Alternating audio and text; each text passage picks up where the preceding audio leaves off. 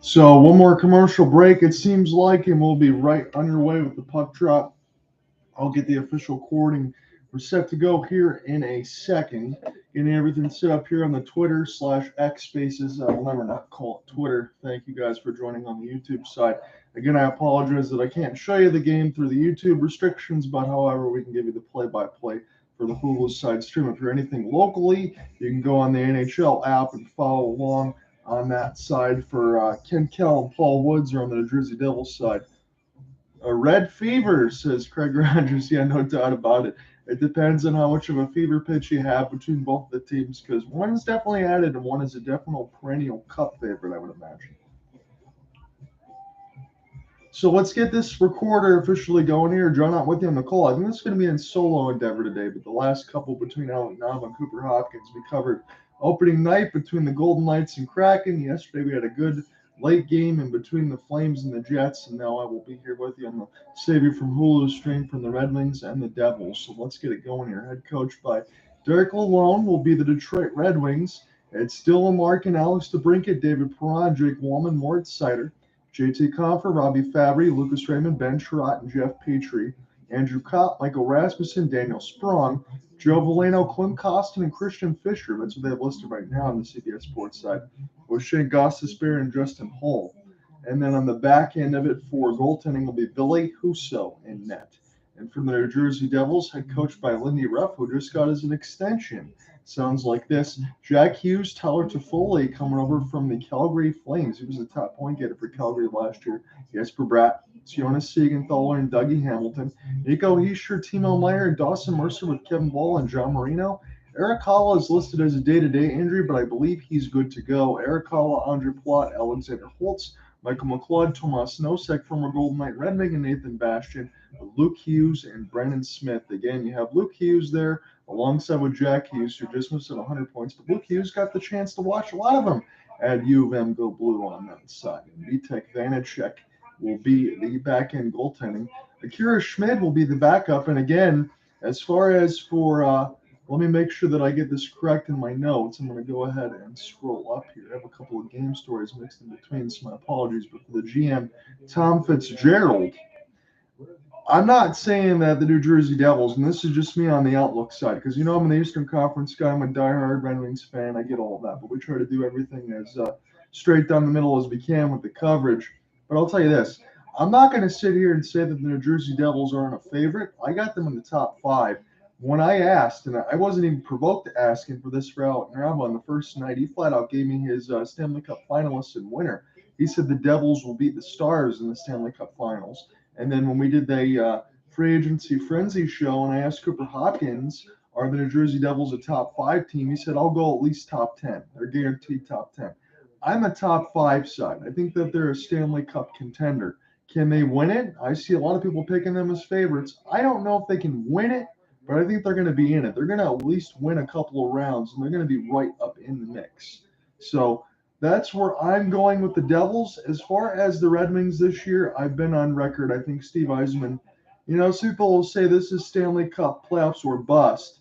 Craig Rogers says I'm a huge Devils and diehard Red Wings fan. I've been liking them both since '95. Well, then there you go. This is the matchup for you. It's too bad that it's not on the local side for Ken Daniels and Mickey Redmond, because I will stand on a hill forever saying that's the best broadcast crew that we got in the business, but we got the Hulu side today. But what I will say for the Red Wings, I understand this is year 5 for Steve Yzerman, but I go back in and I tell people this all the time. It's fine to have expectations, and it's fine to expect this team to make the playoffs for so many years, but people forget what Steve Yzerman inherited after Ken Holland left them with a nuclear wasteland. You're talking about Justin Abelkader, Jonathan Erickson, Jimmy Howard, Franz Nielsen. Go up and down the list. Go up and down the list of the cap casualties. And I know the people are out there now saying, yeah, so what? It's time. I mean, that year 5 that's in there now, and I'm not trying to make excuses. I'm just being honest with everybody here. That year 5 is like a -2 to start. This is like year 3 of a functional hockey team for Steve Eisman. He was only able to make moves starting to add to the team a couple of years ago. So this year 5, I don't think is as realistic as everybody says. That being said, we know what happened last year with the Red Wings. It was about the middle of the year, and then they got a back-to-back barn door busted by the Ottawa Senators, and they were kicked out of the playoffs essentially. Then they move on and get a first-round pick for Tyler Bertuzzi, which was really good on that. So they got a lot more than I thought that they would get, considering you knew he wasn't going to be there. So they were pretty competitive up until late March. I think they're going to be competitive into late March now. I don't think they're going to make it, but I do think the Red Wings are continuing to improve. I'm not calling them a Seattle or Vegas, but it's a Seattle-Vegas light 4-line approach for the Red Wings. They're trying to get better each and every year on that side, and I think that's what they are doing. So they're showing the goaltenders now with Ville Husso will go against the goaltending matchup 26, 22, 7, 311 goals against, 896 save percentage, and 4 shutouts. He did not have any help last year on that side. I mean, it was Magnus Hellberg and Alex Nedeljkovic really was nowhere to be found. Vitek Vanacek, 33, 11, and 4, 245 goals against, 911 save percentage, and 3 shutouts. So if Ville Husso gets some help, you can spell with Alex Lyon and James Reimer. You might be all right on this side. They really, really need that. So we're set for puck drop here. The Red Wings are in the road whites, and I'll never remember them. And the other side, as this goes for a slap shot, again, being 36, I remember the road Weds, but now it's the road whites. So it is what it is. They'll never change it back, I guess. Still Larkin will get the interception, number 71, trying to push this one ahead, as this will be recollected by the Devils. I'm going to set to go left to right in this first period. They're at home on the Prudential Center. That's where we are now on the ESPN Plus / Hulu call. I'm going to go ahead and pull up the ESPN box score as far as the computer side, and then I will relay to you anything in the comments section. I appreciate you guys following along. I should have thrown a question in there. I'll definitely do that at the break. Craig says, I love all the classic teams in the 90s, like the Kings, Rangers, Avalanche, Stars, Red Wings, and Devils. Again, I think you hit the nail on the head as far as all that stuff. That's when the hockey was definitely at its bright spot. And now it's pretty good. I think there's a lot of good talent across the league. Buffalo Sabres lock in on Owen Power. Again, it should be on the Hulu side unless they are making you have ESPN Plus to do that. But it's supposed to be a Hulu ESPN Plus game. If there's any kind of live sports tab, my friend, I'm using ESPN Plus myself, because that's the way I end up getting it, because it costs $100 a year on that side. If you up now, it's $100. If you up a little later, I think it's $110, $115. So that's what I'm using, but it's listed as both. But if not, I will be here with you on the call. And like I said, you can use, if you're tired of listening to me, you can use the NHL app to listen to Ken Kell and Paul Woods on that side for the Detroit side or for the New Jersey side. Or I am on the Twitter space at John Reinhardt under the same name if you want to interact. So Andrew Kopp going to be set to go ahead and take this draw. I might have jumped early, so we'll see who's going to get tossed out. It will be New Jersey Devils. So Jack Hughes tossed out. Tyler Toffoli going to go ahead and take this draw against Kopp. And I love Teapot here, but I think Andrew Kopp's going to win this one clean. And as he does, this will go back to Jake Wallman and Shane Gostisbehere as this is intercepted. And now Daniel Sprong will take a shot, rebounded backhand, saved by Vanacek with the left pad. And now Sprong will try to get to it. He was wearing number 91, but he's wearing number 88 now with the Red Wings, courtesy, I think, of Sergei Fedorov. Still waiting for his number to be retired, however, though, as this is near the right wing side. And now Jonas Siegenthaler will be able to get this one back down the ice. It'll be a race for the puck, and this will be picked up by the Red Wings as they'll look to acquiesce the other direction here. This is wide open here for Veleno. He's going to let one go. That's Quinn Costin, as that was at 91, a former Edmonton Oiler, as this is flipped down the ice again. It's first game for everybody on this side. I know I broadcasted a couple, but I'm making sure I get a couple of the actual numbers down for the Red Wings. Quinn Costin now with Ben Sherrod, as this is put in near the left side around Luke Hughes, and now Eric Holla, who was listed as day-to-day, but I figured he would go. This one gets bounced up into the air, and Ben Sherrod able to get away with a cross-check as one of the Red Wings gets taken down. And now they'll try to go into the defensive end of the neutral zone before one of them gets pinned to the glass. And Veleno could have been called for a trip, as we're still underway. I believe it's going to be touch-up against Sider. But no, they're not. Valeno should have easily been called for a trip there, but it's Woolman now for Larkin. Larkin will get this here for Mo. We'll drop it across. 71 will pick it back up as this is flipped in near the right side boards and bounced away from Rasmussen. And now Michael McLeod, nice stutter step. We'll chip and chase. He might get through 3 Red Wings. Jake Woolman will cut him off as now it's Alex DeBrincat, former Ottawa Senator and Chicago Blackhawk. That was the big one for the Farmington Hills, Michigan native and Steve Eisenman. As Dawson Mercer will watch this get knocked away from him. The Red Wings have a 3-0 shot advantage early against New Jersey. Now, if you remember last year, again, it's a solo call for me. That's why a little bit of a motor mouth. But if you remember last year, it was the Red Wings beating New Jersey Devils in Prudential, getting the Fire Lindy chance, and then going to Sorry Lindy. Another long shot. This one saved there by Vinacek. So the Red Wings are immediately just trying to fire pucks at the net right now as Ville Husso will stop this in behind his net. And the Jersey Devils just trying to get their pressure, get their feet underneath them. This looks like the opening for the Seattle Kraken and the opening for the Calgary Flames last night. But the better teams ended up winning in Vegas and Calgary on that side. We'll see if the Red Wings don't fall into that same fate as this gets broken up. 16-21, an offsides call as the Red Wings have an early 4-0 shot advantage here at Prudential Center. My name's John Ott on this side. I will be your play-by-play and color man. I think a shot just rang off the outside of the bar. Clint Costin at 94 caught the left side of the pipe pass. Dougie Hamilton. Jonas Siegenthaler was there to clean up the rebound. So it'll be a neutral zone draw.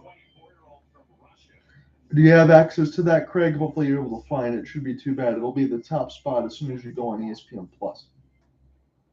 So Kopp able to win this one off the tie-up, and Wallman will fire this around the end boards. Jonas Siegenthaler now. Put this back around for Dougie Hamilton. Jonas Siegenthaler, again, he's been with the Devils for a little bit now, but over the last few years, the guy with the defensive awareness, again, he's probably one of the top defensive pairings that you really don't know about too much if you haven't followed New Jersey. You'll know his name as they get throughout this year because went into a perfect preseason, did a pretty good job against the Rangers before against Carolina. As this one goes up the outside, but Husso gets a piece of it. But New Jersey, you'll be seeing a lot of them because they are one of the Cup perennial favorites, top 5 on that side for sure. Luke Hughes has it now. Hughes patient as this is wrapped around the net for Teapot. Teapot line pass, but Jesper Bratt wasn't there. That could have easily been a goal. As this is flipped down in front by Hughes, but the Red Wings will brush it away. Andrew Kopp, I've been seeing him a lot there now. And this is a good hit by Tyler Toffoli, and are they going to let that one go against Sider? We'll see if that's the question. 15-25 left to go in the first. Sider got bodied there by Teapot, but he was able to hold his ground. Now, Sider, they do say this. I know Mickey Redmond's talked about it. He does get bodied a little bit for being as big as he is. We're getting a live scoring update. Again, they don't have this down on the ESPN side, but it's Chris Kreider with a tip goal. 2-0 Rangers. So a neutral zone face-off. This one is won by the Red Wings, and now it's heavily contested as Jesper Bratt and Alexander Holtz trying to get a piece of it. As this is a good interception by Ghost. He's going to go ahead and get this one now. Clint Costin, another shot. He's looked good here early. He's already rang the pipe, and this one goes off the left pad of Vitek. Shane has it now as he will get this across for Justin Hall. Again, a little bit of a makeshift third-line pairing for me. Again, nothing wrong with Goss to spare, but I am worried about Trot and Hall. And when Simon Edmondson does come back, you would have to imagine he's going to probably take that second or third-line pairing time. No disrespect against Trot and Hall, but those signings weren't something I was very keen for Steve Eisenman. I'm trying to be kind on that because I think this team is much, much better. The Lehusa will brush this near the right side of the red line. This is picked up by Tomas Nosek. That'd be funny if the former Red Wings scored there in the Golden Knight, but this goes off the left pad of Husso. Picked up now for the Red Wings and through the New Jersey Devils logo. They'll gain this in across the red as there was some good body contact against the players' bench. But a bit auspicious start for New Jersey, but you know they can strike at any time. Curtis Lazar gets hit up in the mouth by Wallman. And a penalty against Jake. That is not the guy that you want to go in the box if you are Detroit because he's one of the speediest. He's got a good shot. He's a good defender. But I think it's going to be Jake Wallman going to the box. A little bit of elbowing into the chiclets of Curtis Lazar. We'll get the game's first power play. So I appreciate it, you guys, in between the YouTube and the Twitter space. I know there is a lot going on today as far as big baseball in between the Braves and the Phillies. And if it wasn't for that, again, I would have one of my broadcast partners from Oakland University on the Rogers Hills, Michigan side, Don Tottingham, would be here, but I'm not going to have him miss his favorite baseball team, who is down in the series against the Philadelphia Phillies. But we'll get a couple more games next week before I get my locals on for some pro hockey action. Here's a good face-off win, but it's Tyler Toffoli now. Sider trying to bother him as we get a little bit of an overhead cam. And now Andre Palat send this around. Teapot providing a screen as New Jersey will work this near the left side dot, drop it out high as this goes D to D. Here's a between the legs pass, and this shot goes high. Trot's got to be careful he doesn't scream Ville Husso on that side. It was tough for him to see, especially for me in the overhead cam, but now it's just for Bratt. Tyler Toffoli will catch us at the D line side for Luke Hughes. Now Tyler goes back to Jesper as he's surveying near the right side dot. It's Jack Hughes. Play this in between his skates. Jack got it now as he's patient. Keep this alive with a forehand, and he got crunched by Trot. And now Larkin. It's a weight aliving 1-on-2. Larkin shoots, and the rebound is brushed away by Vanacek. So a good shorthanded chance for number 71 there. Larkin's always active. Never really have to worry about him in a Red Wings uni. That's why he's the captain. Nico Hischier, the other captain for New Jersey, has got it now. As Dawson Mercer will pick this up in behind the net. It's sticked away. Mercer gets it back. Alexander Holtz now for Doug Hamilton. Near the left side of the blue line, Timo Meyer. He was picked up from the San Jose Sharks in a big-time trade. It sent a lot of other players the other way. And now he'll get a chance to really fit into a first full season for New Jersey as his saucer pass hops over Hamilton's stick. Holtz, Hischier, playing off the backhand, trying to go between his legs. Hamilton with a bomb. This is closed by the 5-hole of Husso and sent back down the ice. Zach, how are you doing, my friend, on this side? 7-3 shots on goal. As this is picked up, I want to make sure that I get this correct on this side. As this is sent back around for the Red Wings, we're watching on the ESPN Plus Hulu side of it. 2 seconds left to go in the New Jersey power play. It's John Marino, former Pittsburgh Penguin, as it's flipped in from McLeod. Ben Sherratt can't find it. He's going to have to be under a little bit of a contested for Dawson Mercer near the right side of the red line. Marino went through the screen, and this one goes a little bit away from Husso, now near the left side of the red line. Mercer contacts with the referee, got 3 Devils in the same spot, and this is going to allow Gostisbehere to be able to escape through it. Sent back down as Wolmenschwill to get back on the ice. 7-3. It's a delayed penalty against the Devils, so the Red Wings will get an opportunity to go to their first power play. They just killed the Wollman one. Larkin off the drop pass. We'll see if the Red Wings can play keep away here. Good skating there by the Brinket, but this will be touched by John Marino, and the Red Wings will go to the power play. We have yet to go to a commercial break just yet, but I imagine that we will soon. 7-3 are the shots in favor of the Wing Wheel.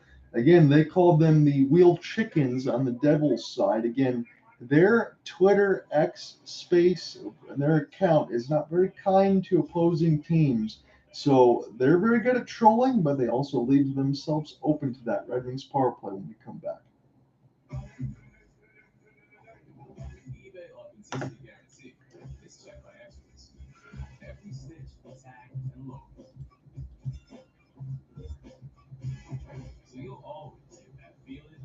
When we get to the first intermission, I will give you a scoring update around the league. I will also let you know what's going on in between, I believe, Thursday night football and the lone baseball score that we have. So there'll be a lot to get to tonight. Again, just a solo call for me. I'll get everything squared away as far as next week with Simon. I'll be in talk with Alec and Cooper. There won't be as many next week because Saturday is local Simon here at the rink on the Waterford side for the Waterford Sharks. So that will take my Saturday up most of the weekend on that side. There've been a couple of days of prep. So if it's going to be streams, it'll be like Monday, Tuesday, Wednesday next week at most. And I'll leave myself a couple leeway for some prep and saving the pipes.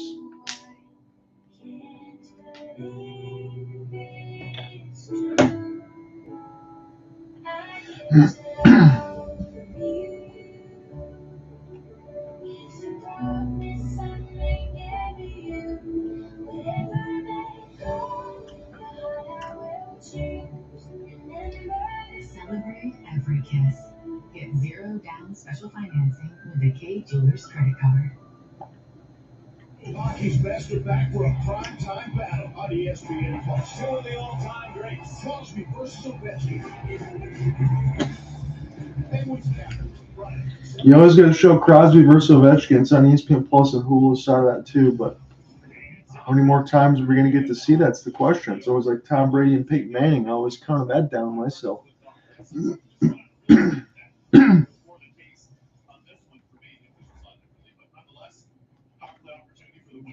So power play opportunity for Detroit as we're back from the commercial break, and the New Jersey Devils will flip this one down the ice as this is recollected now for Billy Husso. It's Moritz Seider. Seider now for DeBrincat. Larkin will race in as he'll gain the zone here for David Perron. Here's a sauce pass a little too far for Seider, but the New Jersey Devils more of a watching than a chase. They could have went for a short-handed chance, but they didn't want to leave themselves on the counter. Here's Moritz. Get this in through the Devils logo. Nice nifty skate. It's DeBrincat now for Perron. Set it up for Mo. Now Shane. Fake the slap shot as this goes back to Dylan. Got this near the left side faceoff dot. Moritz Seider send this back across for Ghost. Good traffic. Larkin trying to pick it up. It's Seider. Now to Larkin. Short side chance. This one gets fired up in the glass and on a play. So Red Wings have gotten some pretty good shots here on Vitek Vanacek, but the short side post has been covered. And there is some good defense there for Siegenthaler. And from what I see, stay at home defense. And that is exactly what I like, making sure everything is cleaned out in front, kind of like what Vegas does. So big check mark for Jonas Siegenthaler for me. Again, haven't covered the Devils a ton, probably about 4 times last year. Looking forward to seeing more of it. Sprong hits the bar. The second post, a 94-mile-an-hour slapper. And it would be nice to see Daniel Sprong get a goal. And I would have to send a message to Cooper Hopkins because that's a big loss for the Kraken, I would imagine. That's over 20 goals. As this is picked up here, Heischer trying to kill some time. Jeff Petrie, as this is flipped back down, Daniel Sprong plays this in between his skates. So the shots on post do not count. It would be 12-3 otherwise, but it's 10-3 Red Wings have the shot advantage lead. Lucas Raymond gained the entry for JT Compher. Another Michigan man as he was picked up from the Colorado Avalanche in the offseason. Petrie from Fabry. Lucas Raymond, good setup for Compher as this one gets blocked. Fabry throws the body big time and knocks one of the New Jersey Devils on their heavily padded wall. But this goes back to Daniel Sprong. Number 88's got it now. Uses the embankment off the window. Fabry will spin. Play this up the backhand. Sprong, good setup, but Compher lost it in between his skate blades. My goodness. That would have been a wide open net for him to shoot at, maybe a 1-0 lead. I love the design, though, for the Red Wings so far. They came that close as this is picked up back and behind their own net. 16 shot attempts to 7. So the Red Wings have gotten off to a good start, but the good start won't mean anything if the New Jersey's Devils score first, as this is an opportunity for Joe Veleno. Again, after that stomp in the Worlds, again, he's not in the big graces for me for Veleno, so he's going to have to earn his playing time if he wants to be on there, fourth line or not.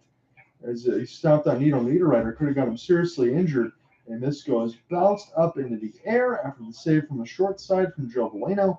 It's 11 shots to 3, 8:41 left to go in the first. It's a very good start for the Red Wings, but we are still scoreless here. Couple posts, Daniel Sprong and Klim Kostin. Some of the newcomers trying to do damage, but they've only done damage to the post so far. Go to commercial break.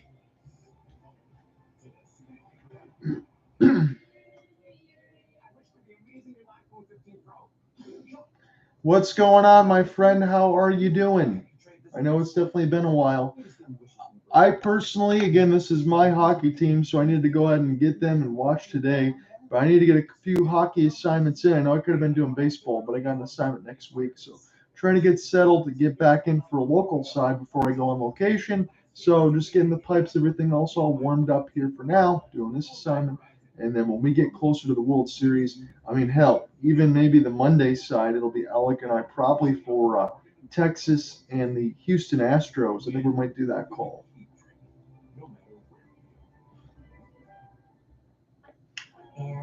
Got a new tomorrow. Modem and router combo coming, so this should pick up any inconsistencies with my internet. Yes, I'm streaming it up now, but over the last couple of months, it's been hit and miss as far as the connection was.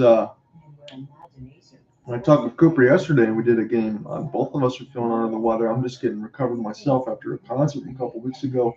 Avoided the COVID bug, thankfully, but a lot of people got sick from that concert at Riff Fest here, so it was a rough one. But we're back and recovered, and I think by this weekend, the internet will be all set too, so should be good to go here. They're showing Alex DeBrincat 2017, 2022 with the Chicago Blackhawks, ton of points, 66 points last year. I know it was a heavy minus side of it, but again, a lot different team. And again, this Red Wings team, they're trying to build defensively. I know Trot Hall, we'll see how that goes. Still, we'll see what DeBrincat does, maybe 35 goals. As we come back in from the break, another long shot. This goes up the left arm of Vanacek. So again, a great start from the Red Wings. It's 11 shots on goal to 3 against the New Jersey Devils, but it's all about trying to get a finish here. With 8:20 left to go in the first, it's already been a couple posts from Clint Costin and Daniel Sprong. As this is picked up off the outside of the cage for Comfort. And Valeno can't find it now. Again, I'm very impressed with the start, but I just look at the score line right now. I get a little concerned. Because again, New Jersey can strike at any moment. All the additions that they have, I can definitely understand why they are a cup favorite. I got them around the top 5. Some people have them winning.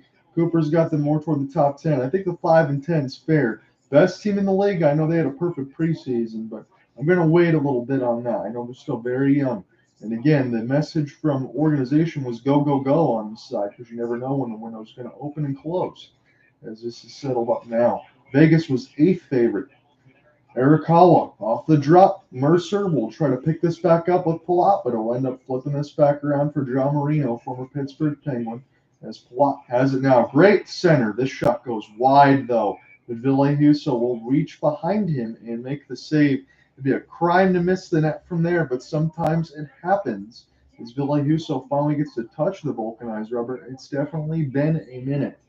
So 12 shots to 3 as it's in favor of the Red Wings here. We have one penalty aside. That's all we got right now. No goals yet to speak of. Vitek Vanacek stopped 12 to 12. Ville-Husso stopped 3 to 3. You may see Akira Schmid split some time with the Devils as well. He is a very good goaltender. A bit of a breakout in the postseason as well. And the organization views Schmid probably as the number 1 going forward. Hey, if Vitek Vanacek's your 1B, you're not doing bad at all on that side.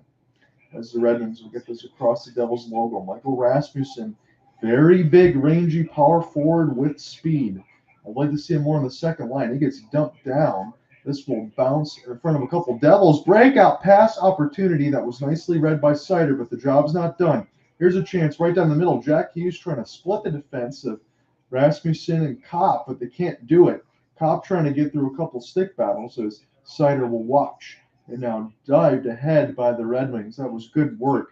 Wanting to see what they'll do with this Comfort Kopp pairing here because you know that they can bring a lot of two-way game, and that's what the Red Wings want. They want to make their defense better by getting some forwards that can lock it down. I think that's smart.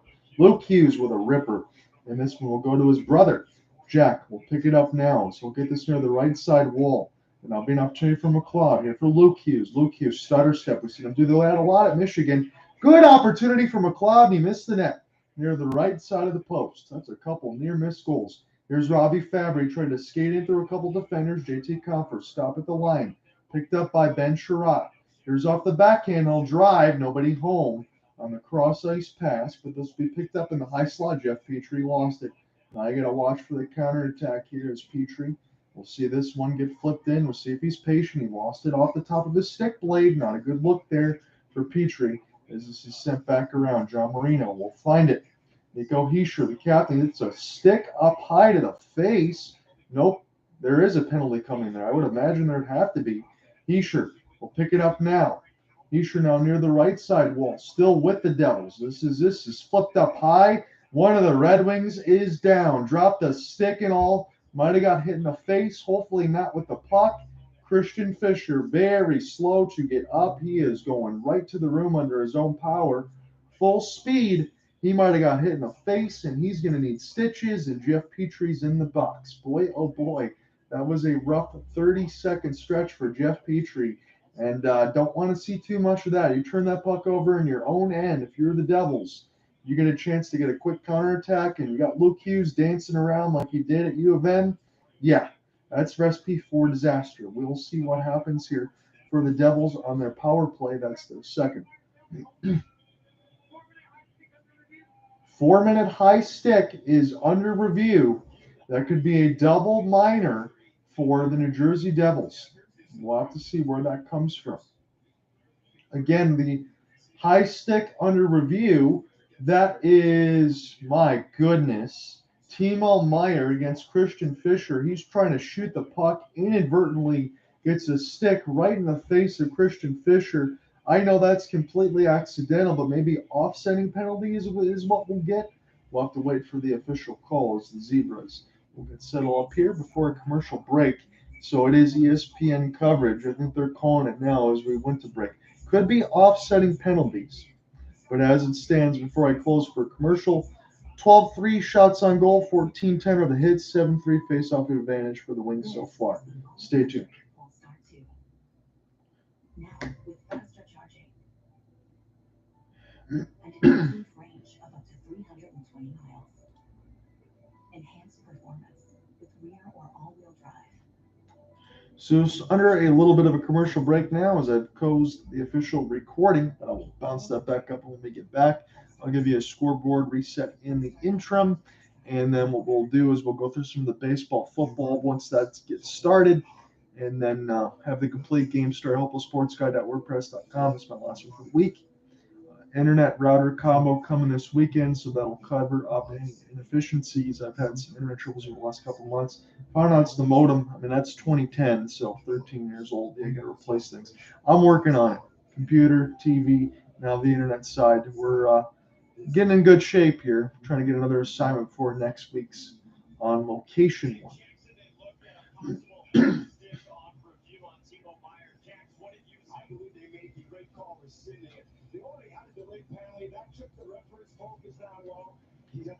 So the penalty is against Petrie for tripping. They rescinded a high sticking call against Timo Meyer. They were reviewing it for 4. They're not going to call it at all. So it's a second power play for the New Jersey Devils. 5:10 left to go in this first. We are scoreless. Luke Hughes now for Jack. Again, Jack and Luke. If you ever got Quinn here, my goodness, I know that's probably what they want to do. Tyler to Foley, sweet move. Now for Jesper Bratt as he'll drop it off. In the high slot for Luke as he'll send this across for his brother Jack. Jack will fire just shy of 100 points last year. Humongous hit behind the bench again. And this is another Red Wing down. And I am surprised at this point. There is no answer. Sider got absolutely popped. I know Mickey Redmond talks about it. For a big man, he definitely gets popped a little bit too much, but he does bounce back to the bench. He is shaking out the cobwebs. And now the Devils will negate their power play, so it'll be an abbreviated 35 seconds for the Red Wings. Up to see what the number is on the Dasher side. This is a head elbow contact. That's definitely high. And that's not even a homer in me. That's got to be called. Jack Hughes off the reverse hit, but that's a head-to-head deal against Sider battling for the puck. So he's going to go to the box. Make sure I don't leave myself on mute on this side. 4-on-4. Again, sorry for that on the Twitter space. 4-on-4. 125 in the 4-on-4 here as Jack Hughes goes to the box. Sider got popped, hit up in the face. So we'll see what happens now. 4-on-4. A lot of space, a lot of speed for the New Jersey Devils in this counterattack goes. As it now is, he'll slow up across the red line and pick this one back up. It's picked off. Nico Hischier. Now the right side wall. Good save by Vallejo as he shuts it down with the left blocker. 1 minute left to go on the 4-on-4 here. Again, New Jersey. A lot of speed, a lot of prone to the counterattack here. Dougie Hamilton. As this bounces into a couple of skate blades, and Dylan Larkin will settle this down on his own end. Falls down below the tire, but is able to make the play back to his defensive side. So Larkin, they're looking at him, but no worse for wear here as this goes to Ghost. Red Wings taking their time in behind the net right now. 12 shots on goal to 4. as this is recollected into the middle of the neutral zone. Raymond will sauce it near the right side of the wall. Raymond's got it now. Pick it up near the left side of the red line in the high slot now near the right circle. There's a stutter step move for Wallman. He drives to the net. This goes off the outside of the post. Vitek Vanacek doesn't have to make the save, but it's still busy here and behind the net of the New Jersey Devils as we're scoreless. 3:35 left to go in the first. This is a bad turnover in front of the net, and Raymond almost hit the left side of the bar. Now move. Wallman tries to fire a slap shot. This bounces back in behind the cage, and by the time the Red Wings power play will enter, this will be cleared all the way down the ice. So Jake Wallman has got it now. Alex DeBrincat, love to see him get his first point. DeBrincat drop offside. It was Larkin. 26 seconds left to go on the power play. He might have actually been David Perron with Alex DeBrincat as they were trying to go stride for stride, but I think David might have got just a half of an edge there. 3:12 left to go in the first. John out here with you on the call. This is the ESPN Plus / Hulu only stream, but you can catch it on NHL Network. Ken Paul Woods got the Red Wings call on that side if you want to listen in on the radio or on the app, or if not, I'm with you on the Twitter space and YouTube at John Reinhardt. As always, I appreciate it. Sider. Now Larkin, he's back out there with the Brinkett top line. Now Sider lost it, but he'll get a chance to take that long stick and pick it back up. 10 seconds left to go now in the middle of the Jersey Devils logo. Larkin gained the entry now off the wall nicely, as this is a sharp angle chance saved by Vitek. And now the abbreviated power play again, 0 for 2 technically for both these teams, only about 25 seconds. As Jack Hughes is back out there, he's going to be fresh. Tomas Nosek. Again, another Tomas. Tomas Tatar is with the Colorado Avalanche now. He was a top plus-minus skater for the Devils. Sauce pass across, but off the recoiled off the wall by Sider. Here's Perron. Perron now for Mort Sider as this goes back around the right side of the wall, but it's picked off by Jack Hughes. He's got a ton of speed. Hughes gains the entry nicely right-handed as he will survey near the right side. Doc, great pass! What a stop by Husso. With the right pad, it's loose out in front. That could have absolutely been a goal, but we're still scoreless here. Nothing between the Red Wings and the Devils as this is fired down the ice, and the Red Wings cannot change with 1:57 left to go. And Jack Hughes with a combination play, and Husso just able to get a piece of the right pad to keep it out as we're still scoreless about entering the end of the first. Had a lot of fun with this game so far. I am a little surprised, and we'll say this, I'm glad the Red Wings have had a good start for me personally, but I'm a little surprised that New Jersey hasn't already put one past, maybe even the Red Wings with a couple posts. I'm surprised this is still scoreless. So we'll see if anyone gets kicked out of the draw. No, they just jumped too early. We'll do it again in the Red Wings defensive zone. Dougie Hamilton keeps it in. This goes intentionally off the right side of the wall. And now the Devils have with Eric Holla. He'll turn around and fire. He tried to just pinball this off Husso. Sider now for Chirot as they mix the pairings for Derek Wallone's squad. Joe Valeno and Daniel Sprong. Sprong will send this here for Chirot. Bounce off Rasmussen. Sprong try to find it. Now Rasmussen, that big body, got some speed there with Rasmussen and Sprong. Sprong the goal scorer. Could be a good line combo going forward. We'll see as the year matures, but this is just game 1, night 3 of the NHL 23-24 season. Glad you could be with me. As this is now in the right line side of the neutral zone. Raymond stuck in his own end as he tried to get this away from John Marino as Robbie Fabry. Dangerous backhanded pass. Dawson Mercer can walk right in, and he inadvertently hit Timo Meier, who blocked the shot. This goes up in the players' bench, no penalty, but Timo Meier ate a shot from his teammate, Dawson Mercer. And for Ville Husso, he could probably breathe a sigh of relief as that was a slot shot.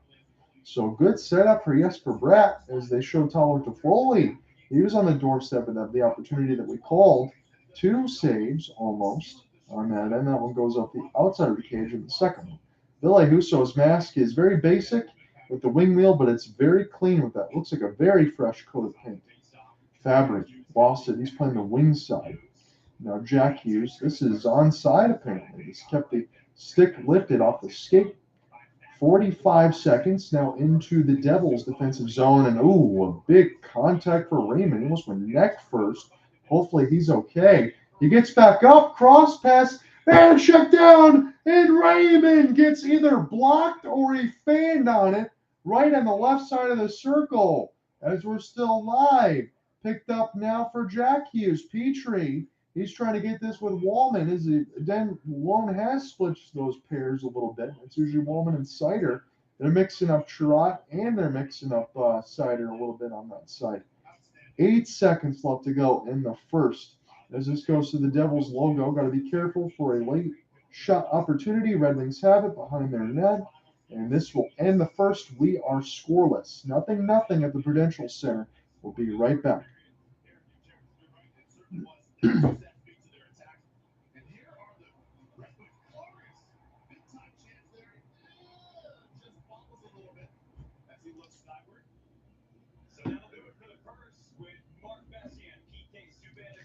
I just hit the commercial break, my friend, on this side. If you want to join in and listen, I don't know if you have access to ESPN Plus or Hulu. That is where we are tonight. That is where I am doing this game. I'm just going to type up a couple of notes here before we get into the second period. We'll have about a 12-minute intermission, I would imagine, is the same deal.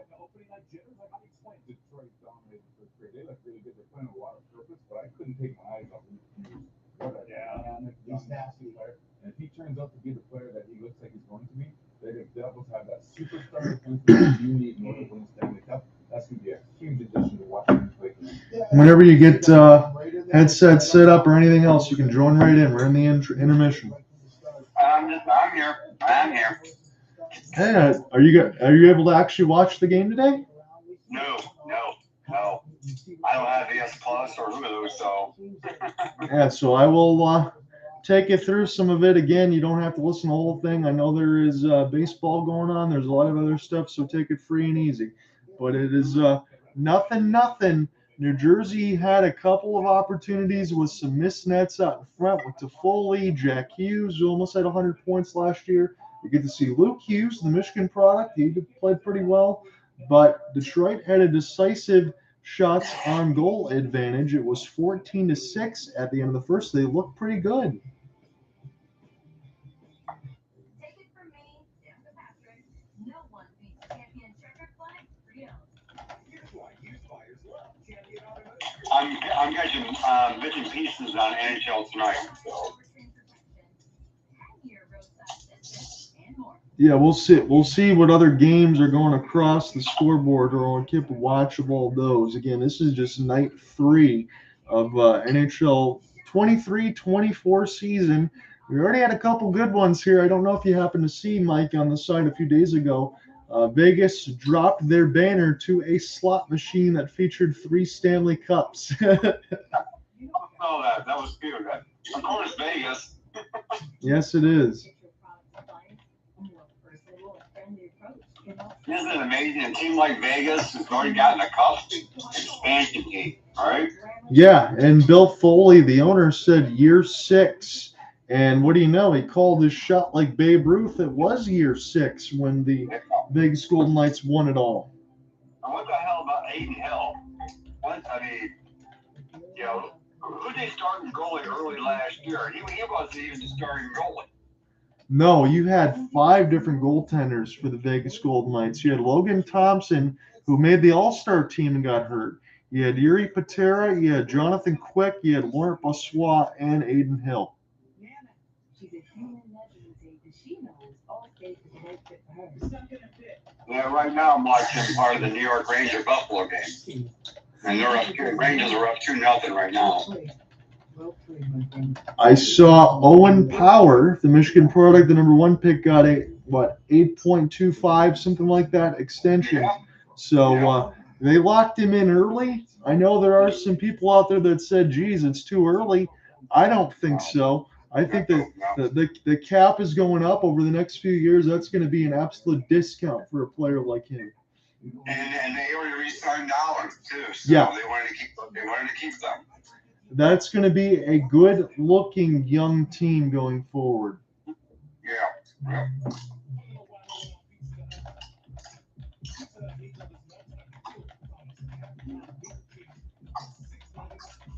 So you got your internet fixed? I am getting the internet and the router stuff tomorrow, so hopefully I can set that up tomorrow before we get a chance to play some NHL 24. If not, maybe I'll wait so we could play first. but Okay, no worries. yeah, supposedly all I got to do is just hook that back in from the wall, call the cable company, no problems on my end. So. The price is more. You're not. TJ Maxx, where you can always What are you watching? What are you watching the game on? ESPN Plus? Yeah, right now it's ESPN Plus. I just plugged in the Fire Stick like you guys would use outside, and that's what I'm using right now. Okay. I gotta reactivate this in another month. I was hoping to stack the subscription, right? Because it's a $10 discount if you do it early. I try to do it early, but it only lets you do it on the day it expires, so I gotta pay $110. So, but it is what it is because I get access to every game, so that's how it helps me do all the streams. Okay, good. So it's worth my money. I use it all the time. So. Okay, well, yeah. So just FYI, we're joining in here. We're getting a little bit of the intermission. Both Clem Costin and Daniel Sprong have hit the crossbar. So let's take it through the out-of-town scoreboard. I'll pull up NFL and I'll also pull up baseball because I know we have a NLDS score. I believe the Phillies are trying to knock off the Braves because their pitching has been absolutely dynamic. So this game is scoreless, bottom of the first. The Phillies are at bat. Again, it's I believe, 2-3-2 format in baseball, but this is game 5. So if the Braves don't win this one, they're done. Maybe those ones should have gotten the ESPN package because if they didn't, they would have been watching. Would have heard you talk about them all week. Yeah, Bryce Harper showed him something last night, didn't he? He didn't quite like that little thing from who's that shortstop that. So Orlando Arcia, and here's the thing for me. Orlando Arcia said something in the locker room after Bryce Harper. They kind of laughed at him because he got doubled off. Castellanos smoked that ball, but it was a great double play. Point is, he said something in the locker room, and we understand this now. You got day and age of phones, camera phones, and all that. Do you honestly believe it's going to stay in the locker room? No. Bryce Harper heard wind of that. What did he do? He had 2 jacks, and he looked at Arcia every time he hit that jack. And I love it. That's great. That's good shit. I mean, that's a part of baseball you'll just see that competition, right? You don't see these players, come out like that. Not that you guys need motivation. There's always motivation, but you get that little extra motivation going into a game like that. You really want to prove something. Yes, you do. And I think it was pretty cool to see. And honestly, I don't think you and I would be surprised. Again, I said the Braves and Phillies, whoever wins that one probably wins the World Series. I wish it was a World Series matchup. Obviously, it can't be on the same side. But you and I wouldn't be surprised if the Phillies make it there because they were there last year, and their pitching is nasty. If you are not going to pay a price, so I'm just going to let everybody know. We went through the baseball score. It's still scoreless now. The NFL one's kicking off the Prime Video only. Don't know if you'd want to stay up for that one. Broncos Chiefs. That's going to be a disaster on the field, as that one's at Arrowhead. So, yeah, I kind of wish selfishly for me we could pick Thursday games because I need a couple extra wins. That seems like Chiefs all day. Yeah, I know it does. Well, hell, the Monday night game was a total, waste anyway. Green Bay Raiders. I mean, come on. To me, that was a coin flip, and I got it wrong. But I guess good for the Lions fans on that side because they gained another game in the division. Yeah, I mean, I watched Jordan Love the first game of this season. I'm not too bad. Maybe Green Bay won't be too bad. All of a sudden, man, Green Bay has not shown anything since then. No, not at all. So as we're in the intermission, I know Mike said he's keeping an eye on this game. I'm just looking at an eye selfishly too because we talk about Buffalo, but it's the New York Rangers and Buffalo in their first game. A lot of first games for everybody still. Chris Kreider and Alexei Lafreniere. We were there, and I was at your house when it was the COVID lottery ball when the Rangers won it, and Alexei Lafreniere was the first pick. Now they're talking about him being in a little bit of the bad side. Needs to start perking up a little bit. It's hard to do as a number one pick, but he does get the first goal of the season for the Rangers. I think that definitely matters. And it's Igor Shesterkin, top 9 out of 9. Devin Levi, 11 out of 13. Levi, who knows? He could be the number one goaltender. That's still kind of a question for the Buffalo Sabres, but everything else offensively is not. So for the Flyers and the Blue Jackets, Travis Konecny and Joel Farabee score for Philadelphia. Jake Bean's got one for Columbus. Again, now you had Adam Fantilli in there with Kent Johnson and Johnny Gaudreau. So Elvis Merzlikins, stop 15 of 17. Carter Hart, 17 out of 18 as Philadelphia's got the lead. About halfway through the second, see if there's any other ones. Kraken and Predators still scoreless. They're trying to get a win after dropping one to Vegas. Blues and Stars. Stars are one of my teams to watch this year. I think they could be one in the Final Four. They kind of were last year on that side with Vegas. They ran into a buzzsaw, but I think they're still very good. Wild and Panthers, it's a 1-0 lead for Minnesota. We'll check on the goal there. Florida's still very beat up from that cup run. Again, it's a little bit of a Cinderella, but when you have a broken foot for Aaron Ekblad, broken sternum for Kachuk, a couple of the same stuff on the other side, they are still nursing injuries. The Minnesota Golden Gopher product, Brock Faber, scores the goal, assisted by Matt Boldy. That is all Minnesota products on that side for Minnesota. Very cool. Philip Gustafson stops 10 of 10. Sergei Bobrovsky, Big Bob, 2 of 3, only at 10:09 in the first. In 2007, we felt called to start a church right in our living room. So here's a question for you, Mike. I'll throw this out there because I got this in front of me. I know it's game one for most of it, but hear me out. It's never too early to talk about it. FanDuel Stanley Cup favorite odds from night one. So you got Colorado the favorite at plus 850, Carolina 900, New Jersey 1,000, Edmonton, Toronto 1,100, Dallas at 1,300. And then after now, what team did I not mention? Vegas, the 8th favorite at plus 1,300. I think we need to put some money down, my friend. Yeah, no shit, right? I mean, Vegas is returning how many of their players this year? Everybody. Yeah. My second pick would be Carolina. Carolina, again, if it wasn't for the excruciating 4 one-goal losses against Florida, they would be right in the conversation. And this year, I think Rod Brendamore knows. Again, he's a very good coach, but they're preaching free-flowing offense. If they can do more of that, Carolina is a very good pick by you. But I was surprised Vegas got dropped down there in the odds, though. So, but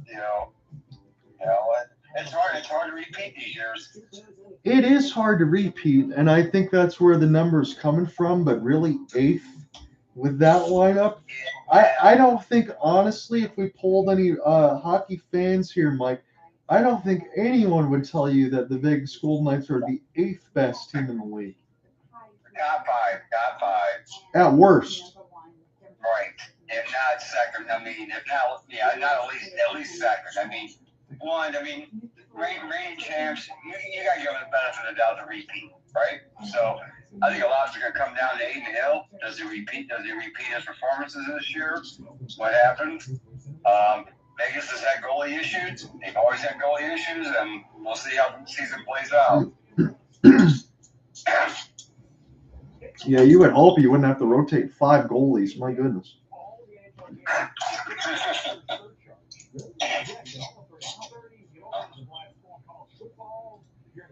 Well, I appreciate you joining me, my friend. We should be getting into the second period a little bit. I'm going to save the pipes a little bit because it's a solo call. I did have Alec with me on the opening night. Cooper did join on the game with the Flames and the Jets. That was an emotional one for him on that side because there was 2 goals in the final 2 minutes as the Flames were able to take the win over the Jets. And again, I know that's a team that we always use in the game, but here was the thing for me that we can talk about really quickly. Connor Hellebuck and Mark Scheifele were guys that were rumored to be on the way out as far as a rebuild, but no. They signed 7-year extensions at 8.5 a pop for the 2 30-year-old superstars. I think it's the right move, but considering all the rumors that were swirled around, those have been shut down. I saw that too, and then that tells me Winnipeg doesn't. They're trying to stay in it. They're trying to stay, competing in their division and keep their good players in there. Yeah, I think so. You got the Dallas Stars and you got the Colorado Avalanche. Colorado, some people might be down on them. I think we need to hold off on that. There were a ton of injuries last year. I know there's a lot of moving parts, but again, low key, I saw Tomas Tatar just signed with the Colorado Avalanche, who was the plus-minus leader for the Devils last year. He was like a plus 46. So he's going to be a good piece for them. Took a long time to get there from his days in Detroit. I think so. I think he's been a better player since he left Detroit, in my opinion. When it's time to pitch your product to clients, a more personable and friendly approach can help. And look, it got it all. With Grammarly getting the tone just So do you think, again, we're just spitballing here before the second period, but you think Ville Husso finally going to get some help now with James Reimer and Alex Lyon? Yeah. I hope so. Let's see about 2 games in, and let's see where it is, and see how the defense lines up against in front of Husso. Mm-hmm. Did they give him some help? And Husso took a lot of the workload last year, and I think he just got wore out. Amongst other things, I just think they overused him way too much last year. He does need some relief. So let's see if Reimer can can come in and take some games off his shoulders, and give a line of choice. Right, that's the whole point. Is giving a line of choice that hey, is it Husso or Reimer or whoever, and stuff. Is not to overwork Husso. Husso was good the first part of last year. He was. Second part, that was it. He was done. He just tried to do too much, plus amongst other things, and he just put too much on the guy's shoulders, and that wore him down. And the goalie, he's not Vasilevsky by any shot, but the guy needs a break, And speaking of Vasilevsky, he's out for a few months now, so what does Tampa Bay do? Yeah, he's going to have a forced break for a couple months with the back surgery. Now it's Jonas Johansson, the rookie. And here's the deal for us here shortly for the Red Wings side of it. If the Red Wings can come out the right side against the Devils, that'd be a surprise. Devils are a good squad. Saturday they get the home opener at LCA against Jonas Johansson and the Lightning. Yeah. So. And to your point with Ville Husso, 26, 22, and 7, 311 goals against, 896 save percentage, but he did have 4 shutouts. His numbers are way better than that, but when you think about Alex Nedeljkovic and Magnus Hellberg and the defense behind him, what choice did Derek Lalonde and company have? He had to play Husso, and he was definitely burned out. Yeah. I'm hoping the defense that Fireman signed in the offseason can, help out Husso a little bit, create some more distractions in front of the net, and play some better D.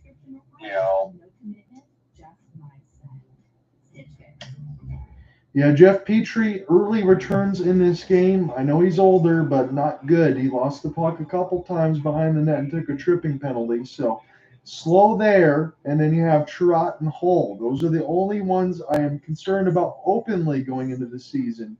I am not worried whatsoever about Gostisbehere, Woolman, and Sider. I think those are 3 excellent defensemen. But you got to see what happens with the rest of the team. We are going to get set to go here for the second period.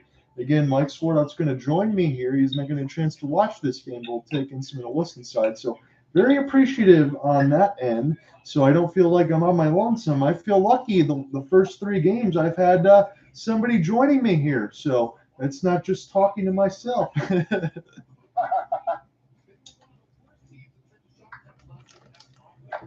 So lots of shots in this replay package against Vitek Vanacek and a couple of crossbars here. They're talking in New Jersey about Vitek Vanacek because Akira Schmid last year was excellent against the New York Rangers in the Shocker. I thought the Rangers would be one of the top teams, and the Devils said not so fast. And speaking of the Rangers, where's Jared Gallant? I'm not sure where Jared Gallant is. I think he's sitting at home on his couch. He hasn't been sick too long. So what is he? He must piss off the general manager. Yeah, Jared Gallant, that's the thing, because when you had that Cinderella run with Vegas right in the first year, you would think that that would buy you several years of job security. It did not. Well, and Rangers just scored again. They're 3 up over Buffalo right now. So at least Buffalo's going to feel good about the contract extension for Power, but nothing else here. Jack Hughes trying to let one go off the neutral zone face-off draw. And this will be David Perron as this is sent back down now. Bounced around for the Devils a couple more times, and now Luke Hughes, Michigan product, again playing with his brother. Quinn is probably going to be close to the captaincy for Vancouver if they have anything to say about it. A couple chances in front. Sparkling saves by Husso. Nico Hischier, the captaincy, he was the one that had a couple chances out in front of the doorstep, but Husso made that look academic. Again, that's only a 7th shot against now. As the Devils had 3 shots, they almost got all of their total in a grand total of 15 seconds. So 14-7 shots against here. Detroit in the lead of that, and we'll see if that can continue, as it's going to be an offensive zone draw here. Again, I haven't had a chance to cover the Devils a ton, but Jack Hughes, you watch him, he's just missed 100 points last year, and he really has the ability. I'm not going to say Connor McDavid, but 120 points, I don't even think that that's far-fetched, considering how good this Devils team is all the way across the board. And you never know for these young kids. If you can have one of these goaltenders maybe turn into Martin Brodeur, I mean, that's really all you need at this point.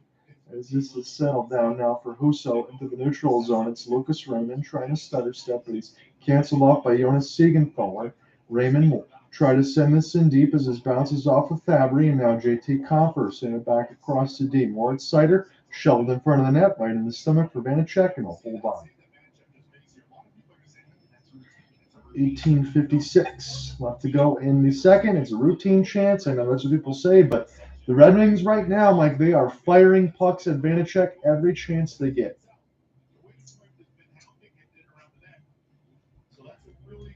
So I appreciate anyone following along on the YouTube side and the Twitter space, X space. I'm never not going to call it Twitter, so that's what I will call it now until the end of time, as this is picked up off a defensive zone win. Andrew Kopp keep it off the backhand, and the shot goes wide up the wall. Kopp will pick it up, drive to the net, short side chance. A lot of short side opportunities for the Red Wings. About 6 on my count, but Vanacek holding on to that right post as Michael Rasmussen will watch this spin around for Smith. Well, can't get it out of the zone as Rasmussen will use the long reach, and the Red Wings try to gain the entry. Here's Kopp. They've looked pretty good in this game, but yet they have not scored, and that's the danger. Again, New Jersey can strike at any time. I know it's night 1 for both of these squads, but still, Andre Palat, former Tampa Bay Lightning man, and a late arriving opportunity for the Red Wings as this bounces off the left side of some skates. Daniel Sprong got it now. Launch it in. Right side wall, take a bounce. Vanacek will watch as this goes near the right side wall. A couple of stick lifts, and now collected away from Alexander Holtz and dropped to Moritz Seider. Seider now with an outstretched pass across the Devils logo. Joe Veleno near the right side wall, keeping it off the backhand, will spin as he's bounced away by McLeod. Andre Palat will sauce a pass, and this will fall to Husso's stick. Got to be quick about this pass. It's turned over near the right side dot, and a good save with the left pad of Ville Husso. That was dangerous and almost self-inflicted. Tomas Nosek, former Red Wing and Golden Knight, has got it now on the fourth line. He gets through 4 bounces. He drives to the net. This goes off the outside of the cage. My goodness. As this tries to get picked up by the Red Wings, Seider trying to battle for possession away from Curtis Lazar. Will emerge with it, but now a late arriving stick for Jake Wallman. Will settle it down. It's Moritz Seider. The top line's out there for Derek Lamone's squad. Again, they mixed it a little bit in that first period, but not right now to start the second. David Perron as it's stick checked away. Sent back down the ice. This is with New Jersey. They're really starting to push early in this second. Here they come down the middle of the left side of the ice. Hischier will drive. Send it out in front. Husso trying to find it. They're trying to stuff it away. Husso makes a save at the goal line and picks up his goal stick in the process. Another close opportunity for both of these teams, but we are still scoreless. Devils have had the much better second period so far as this goes back for Kevin Ball. Second defense lines out there for Lindy Ruff's squad. And how amazing it is from last year. Remember the opening game against New Jersey, it was fire Lindy Chance, and then he gets his contract extension as they make a playoff push before they lose to Carolina. This is a much different team now. Hughes will drop it. Beautiful movement. Jesper Bratt slows up in the high slot, trying to get this one back to Luke Hughes as it's spun now near the left side of the red line. Devils set franchise records in wins in 52 and 112 points last season. Again, you think about some of the Devils teams of old with Claude Lemieux on it, that's a surprise. As here's a chance it gets whistled way wide near the left side of the glass. Smith will flip this one back down as this goes in deep. Jesper Bratt trying to find it. Jeff Petrie runs into his own man. Man, he's not looked solid in this game right now. He's looked very slow. He gets stick lifted. Here's a tower to Foley. He gets robbed 5-hole. Again, Jeff Petrie is looked very shaky here early as this is sent back around. So any of the Red Wings fans thinking about that like myself between Sherratt, Hall, and Petrie, I'm a little concerned with that. Again, for Simon Edvinsson, when he gets healthy, that's different. Luke Hughes walks in a massive wrister. This gets saved by Husso. He's starting to really get his sweat on in the second period. Jonas Siegenthaler now as this is worked by the Devils. Kind of wondering where the attack was going to be, but now it's shown up. Andre Palat, Jonas Siegenthaler, and a good stick lift. Red Wings able to get out of the zone and take their change mercifully. 10 shots in the period already. They only had 18 in the first for shot attempts. It's already 10. It's just 3 for the Red Wings after 23 in the first. As it's sent back down, Ghost will pick it up for the Red Wings. It's intercepted near the right side dot. Short side chance, Holtz. Saved by Husso. As this is picked up now. Into the neutral zone. Rasmussen, Daniel Sprong, sweet move. Picked up off the backhand, trying to find Rasmussen. In between a couple of skate blades, Red Wings can't hold it in with Justin Hall. Hall now out there with Gostisbehere. Plays it near the right side of the blue line, and Gostisbehere will chip it in. 14:25 left to go in the second period. We are still scoreless. Shot board starting to get closer to even. Red Wings were 9 in front. Now they're only 3 in front. 15-12. New Jersey has it home ice in the Prudential Center. Johnny within the play-by-play being joined by Mike Swartout as Red Wings go outsides.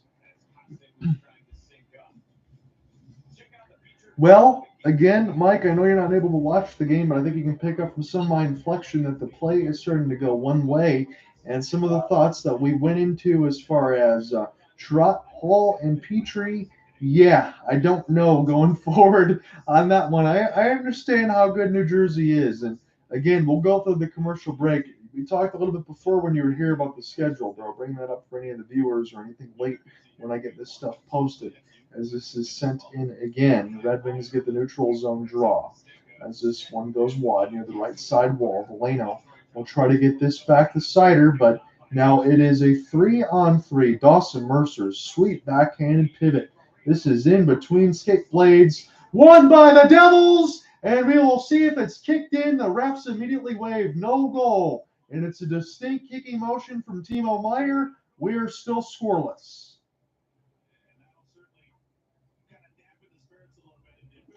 So the Red Wings catch a break. You talk about kicking motions, and if they're distinct or not, it was kicked clean by Timo Meier. Did not direct it with anything else. So we'll go to break. We're still scoreless.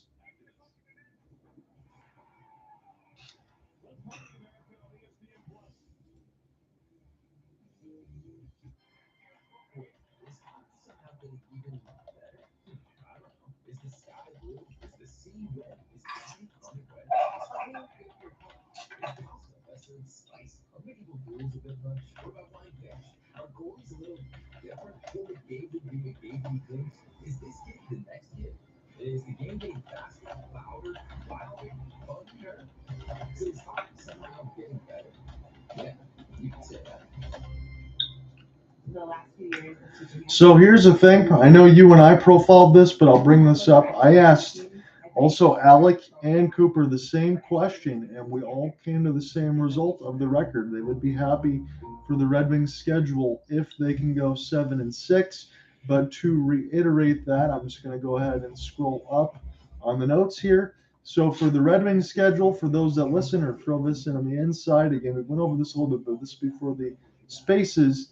It opens with New Jersey. That's what we're calling now. You got Tampa, the home opener on Saturday.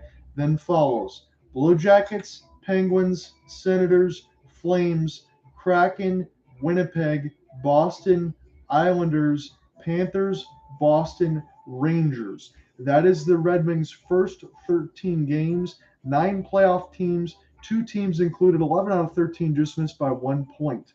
If the Red Wings go 7-6-0, that is what Cooper, myself, and Alec all said. We should be happy with that. Are you in the same thinking? No. Oh my God. How are those teams? Do you think if the Red Wings finish 7-6-0, you take it? I'm thinking more like 6-7-0. Right. So 7-6 seems optimistic to you. Yeah, that's way optimistic. I'm sorry. I mean, especially with what they're looking for, what's coming up against them. You guys think 7-6? I'll take the under and go 6-7. So again, from what you're telling me, that is what I initially went with, and I threw the question out: should they be happy with 7-6-0?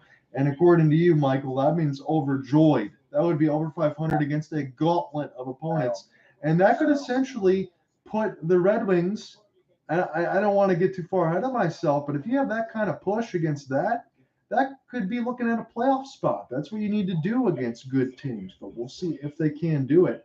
New Jersey is a stiff test, as we said in the opening night, but it's definitely a gauntlet for Detroit. Yeah, I mean, yeah, it is. So, you know, hopefully the line's got these guys playing together. I mean, right now, like I said, you're talking about pitcher. He's not looking very good. I mean, there's a. From the what I've been able to watch on HS night, actually New Jersey controlled the puck more. I don't know what you've seen, but it seems to me New Jersey is much better controlling that puck down in the offensive zone than Detroit is. Yeah, they really like to work that behind the net game from a lot of the stuff that we covered here. I'm going to get back into the play-by-play as this picked up near the right side wall. Good save.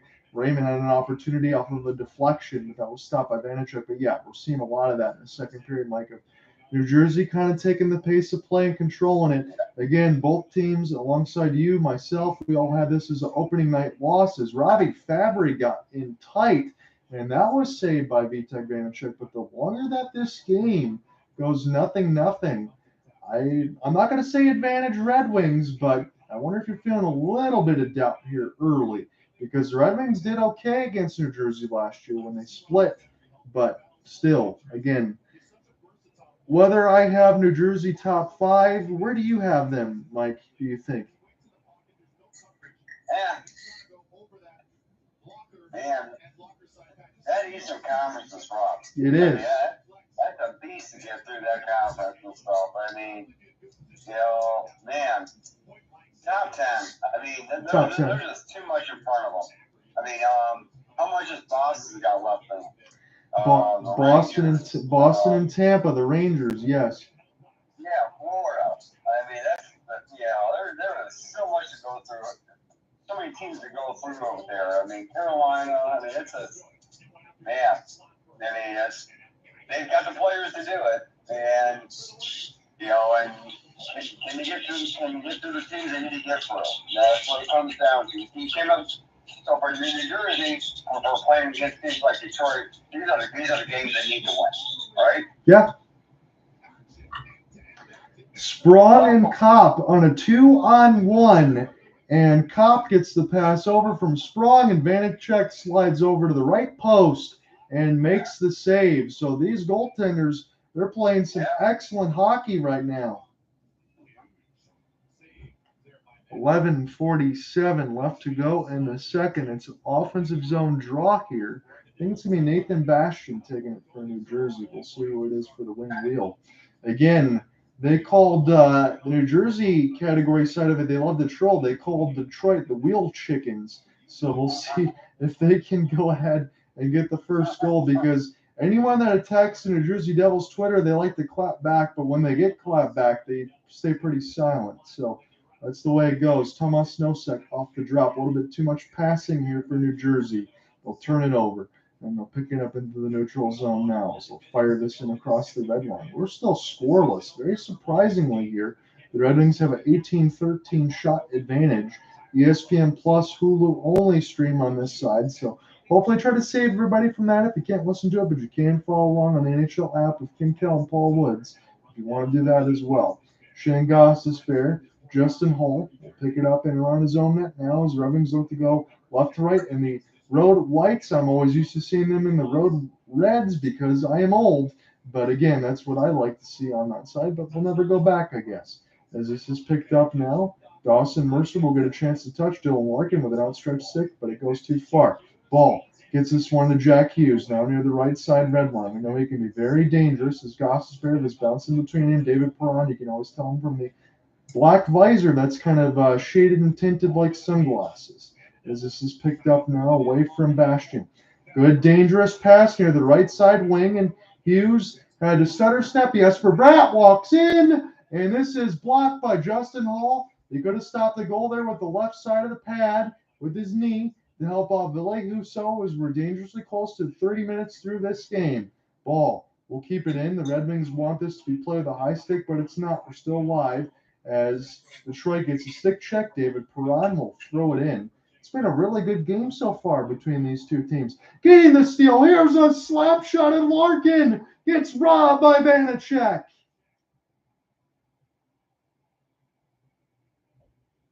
Dylan Larkin had the opportunity. That was an old school hold the circle button and let it go. And Alex DeBrincat tried to set up Larkin there, a little bit of a reverse. But Vanacek comes up big. He makes a large save as we go to break.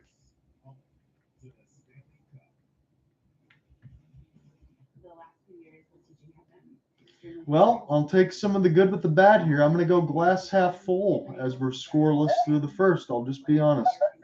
Yeah, that is good. We're not seeing, we're seeing, you're seeing some good shots on goal. We're seeing some good goalies, some good saves here. So this could be a one-goal game. If you would have asked me going in, I would have said hell no. Hell no.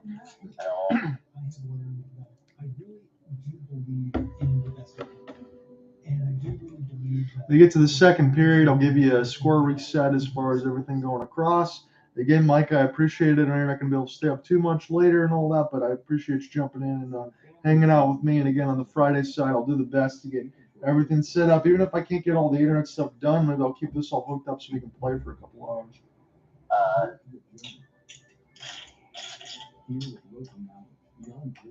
I liked the NHL team side of the online versus. I always do. We like that, but the club play stuff is a unmitigated disaster right now. So yeah, so I think it's a good idea that you and I are avoiding that for the time being. Okay.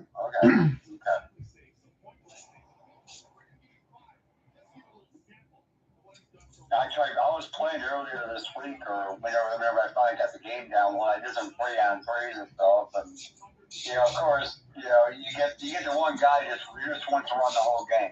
He doesn't pass. He just takes it all on his own, and Right. doesn't help anybody else and stuff. And then but it was more about just getting used to the mechanics and stuff of the new game. I mean, how they do things and stuff. And I'm not quite sold on it yet. We'll see when we get deeper into it this year. When we finally see, like we talked about last year, the goalies making awesome saves in the third period when they're being hammered, and we'll see how that really works out. Are the goalies actually going to wear out? The ice tilt, are you actually going to see stuff like that? So that'd be good to see.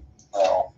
Yeah, we'll figure that out more when we get our feet wet. But again, at least it's been 3 years for us, so at least we didn't waste our money every year. Nico Hischier wins the draw for the New Jersey Devils here as Wallman gets up in it, but he pops right back up. Again, a couple of the Red Wings had to be sent for repairs up toward the face on that, so I took a puck. I think it was Petrie also took a puck as well as Ball. We'll get this one. This is going to take a friendly bounce for New Jersey, but they cannot hold it into the zone. 9:15 left to go in the scoreless second between the Red Wings and the Devils. The ESPN Plus Hulu only streamer. I got Mike Swart out here joining me in. He can't really watch this game right now. We're taking in some of the highlights. He's got the NHL tonight as he's kind of following along. I saw the Rangers scored again on the Sabres. So it's 3-0 now. As Rangers team always looks good. It's just about what they do in the postseason. Again, it's New Jersey's going to have that same moniker as far as their fans. Just like Toronto. Just like Toronto, too. Yeah, the 6-5 shootout win, yeah, they got the win, but that was weird.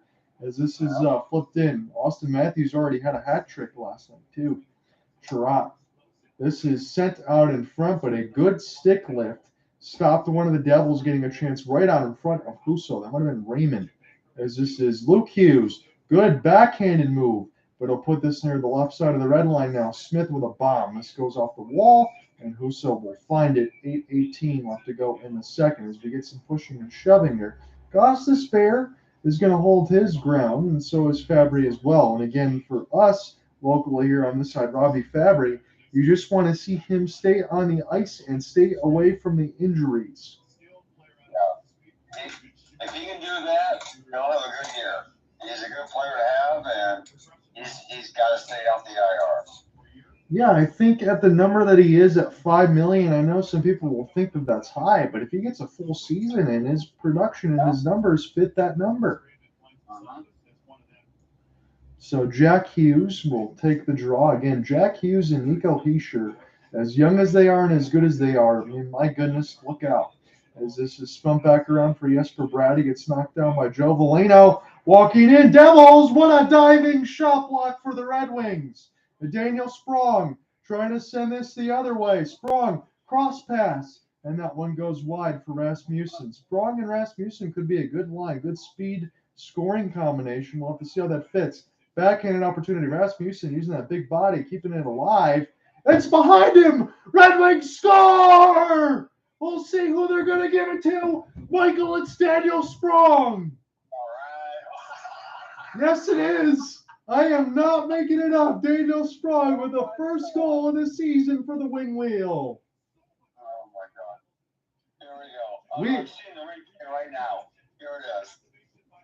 Good play by Rasmussen to keep it alive. It bounced off Sprong, did it not?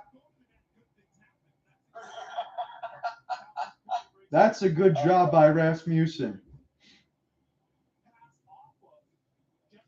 Oh, my God. You couldn't, for everyone listening in here, just an inside. We've been playing NHL 21 for a while. We didn't buy the new game because we didn't want to waste our money. Daniel Sprong is our guy. He scores a lot of goals here. And we knew coming over from Seattle, a little bit of a jump. But again, Daniel Sprong scored about 23 goals last year. Cooper said the same thing to me, too. Is they're going to miss him. He's going to make an impact on the Wings. But wouldn't you know it, he scores the first goal of the year. First goal of the season for the Wings. Unbelievable. Unbelievable. Yep, there it is. Oh, my God. Again, I love the drive to the net from Rasmussen, and again, it's a good job for Andrew Kopp and his line because you want to see that production. I didn't think Andrew Kopp played poorly last year. You just want to see more points. So it's good to see that happen that way.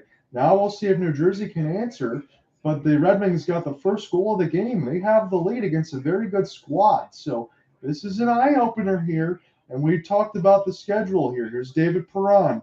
Perron circles, and here's a slow shot that gets saved by Vanacek off the bounce, but we know that they can bounce right back for Kevin Ball and the Jersey Devils, only rough squad. It's Ville Husso goes and plays it, and we get a whistle. I'm not sure what it's on, though. 7:04 left. Unbelievable. Daniel Sprong.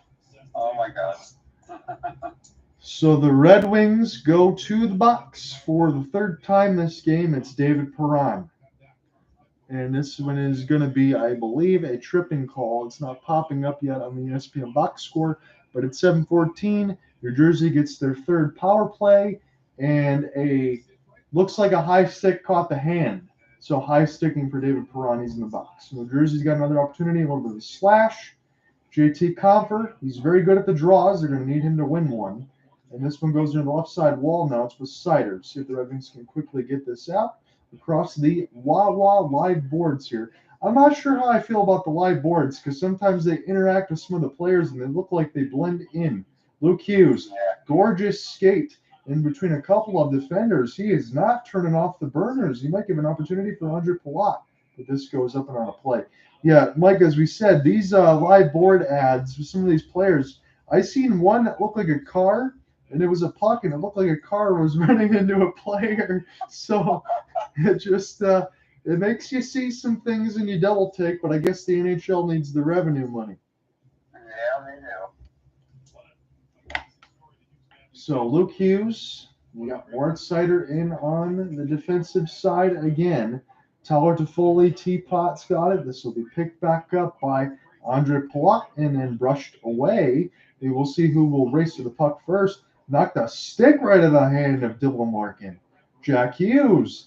As Larkin was there, he's going to get back on his horse, though. And what a goal for Hughes! He was zooming in on the short side. He goes far side, bar down and in, full speed. And that caught everybody by surprise. But the Devils tied up at 1. An example of his supreme talent. He probably got away with a penalty call against Dylan Larkin. But he gets past Seider, protect puck. And I want to see if this bounced off the post and past Husso. Might have bounced off his backside and in. It did. It bounced off the back of Husso and in from a tough angle. That is a goal scorer's goal and no chance for Ville Husso. Did you happen to see that replay? Did they show that on your end? I just saw it. Hit right on the back of Husso. There's nothing. Nobody picked him. I mean, Seider's got total. I mean, Seider kept him outside of it, but he just. Husso was crouched down. Yeah. Too much speed there for Jack. I don't think that Seider played it incorrectly, but blinding speed, a perfect shot, and really no chance for Husso. That is just a gorgeous goal. So Daniel Sprong and Jack Hughes, and now it's the Devils as they score on a power play opportunity, and the Red Wings are going the wrong way here. A tripping call.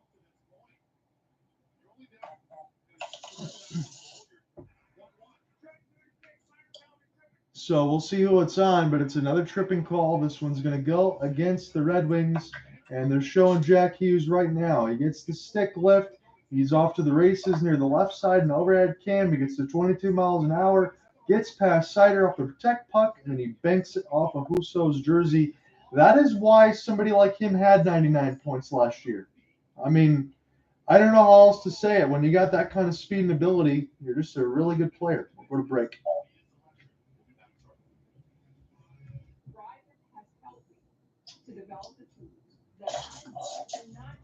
Well, now that my recorder's off, all I can say openly is damn.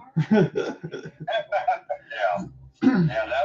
I watched that goal. I wasn't happy that Husso, I don't know what he was looking at, but that puck went up his back. Why was he down on the ice? Why was he lower on the ice? I don't know what did he see? I don't know what he was, And from what you just described, again, and from what we talked about, these hockey players see everything at a million miles an hour. I have to believe that Jack Hughes saw Husso in his peripheries. He's down. I'm going to try to bank this thing. He's not stupid. Yeah, maybe that's a good point. That's a good point. Maybe Husso is going down, and Husso, okay, shoot it up, and like you said, it was a goal scorer's goal. I mean, he sniped it in there and got a goal in. So, I mean, Seider did his job, kept him outside, right? And that was his job, not let him get towards the net. And Hughes took advantage of what he saw and got a goal. Yeah, I'd have to imagine, again, I don't want to be disingenuous because I know we got fingers and toes. Maybe I'll have to use part of the toes, but I don't think there's too many players that can score a goal like that. I'll just be honest. No. I've seen Larkin do it. I mean, you've seen Larkin doing those shots off the back of goalies and stuff like that. And, just one of the goals that just happens. I mean, how many times in the night are you actually going to see that kind of goal where somebody shoots it off the back of a goalie? Not many. It's just one of those times it does happen. So New Jersey trying to get back-to-back goals here. And again, we had our first blemish with Daniel Sprong on the side for Jack Hughes. I'm going to go ahead and pull up this ESPN box again and get everybody reset. So as we look back into it, it's Daniel Sprong for Michael Rasmussen and Justin Hall. and Jack Hughes and Andre Palat. And again, for Palat, the former Tampa Bay Lightning Stanley Cup champion, again, the Devils are just happy to see him on the ice and him to get through some injury troubles. So Vitek Vanacek stepped 21 on a 22. Ville Husso stepped 17 out of 18. Both of these goalies have been pretty good so far, as the Red Wings will get a offensive zone draw on New Jersey's power play. Tyler Toffoli now. He's on the first line for the New Jersey Devils. He does not have the same type of foot speed, but again, he led the Flames in points last year. He had a ton of goals. Yes, for Bratt, he's racing and a wide open pass, but nobody was home inconspicuously. Devils could have had a pretty much slam dunk walk-in goal. Tyler Toffoli. Now for Jack Hughes, taking it for Luke, his brother. Here's a slap shot fan down for Toffoli as he'll pick this one back up. Now Jack will try to find it as this is near the right side, but Larkin will play the 200-foot game on the kill, send this all the way down. Vitek Vanacek going to take a look. Michael Rasmussen using the burners, and they'll go ahead and kill some time before Jack Hughes has it now. He's already got a blistering goalie. Imagine if it gets on the outside. Don't want to do it again, but here he is. Walking in backhand, another opportunity, also down, but it didn't cross the line, and it's sent down. Jack Hughes has been electric as this goes now to Luke from Vitek Vanacek. They'll spin and turn. Michael, I can't imagine if they get all three brothers on the same team. Look out, but I think Quinn is going to be locked up in Vancouver. I'm getting a little concerned here as this is sent back down. Jonas Siegenthaler and Dougie Hamilton have it now in their own end. Dawson Mercer. Good for Timo Meyer. Walking in, Mercer. What a stop by Husso. It was a breakaway on the power play, but he stood on his head and he slid across both posts as it's still 1-1. Man, Ville Husso's in prime form. Vitek Vanacek's been good as well, but Husso has had the 10-bell variety saves as he keeps it a 1-1 game. He's keeping the Red Wings in it. As this is picked up to Brinket. We'll clear it off the stick check. David Perron back out there now. I just want to see who's going to click in there with the Brinket. We know who's going to get his goals. I'm not going to say 40. I lowball that 30. Cooper said 35. I'll take that. But we just want to see him get some points because, you know, that's what you brought him in for. Kind of like a Marian Hossa role. That's what I think about several years ago. As Veleno. As this is bounced in for Siegenthaler and recollected for Andre Palat. And breathing heavy, I'm sure, is Husso as he'll play this in between his legs. And now Petrie gets away for the cross check. I do not like the way that he's played so far. I'll just be honest. As this is picked up, dumped in near the left side of the red line, Raymond will recollect now, but John Marino, the former Pittsburgh Penguin, will intercept. Played it off the backhand now, Palat will try to get this skate to stick as it's recollected in the neutral zone by the wing wheel, but it's turned over. New Jersey will fire it in with Arakawa, and Ville Husso will go ahead and play this one. Honestly, Ville Husso is every single reason why this game is still tied, especially in the second period, because New Jersey has absolutely pressed and they've looked the better team. Daniel Sprong got a bounce. It was a good play from Rasmussen to keep it alive, but absolutely should be a New Jersey lead at this point. Bouncing off the head is Tomas Nosek, as this is recollected by Goss. And Tomas Nosek will pick it back up. McLeod knocked down. Dylan Larkin trying to locate with Robbie Fabry, as this is recollected off the backhand. It's a 1-1 game. We're in New Jersey at the Prudential Center. Joined within play-by-play, being joined by Michael Swartout. We got a minute 30 left to go in the second in a 1-1 contest between two teams who we think are going to be pretty good this year. Jersey Devils are probably perennial cup favorites. Detroit might miss the playoffs, but they should be competitive and fun. Jack Hughes, he's been good. Stick Dragon scores! Jack Hughes, highlight reel again. It's 2-1.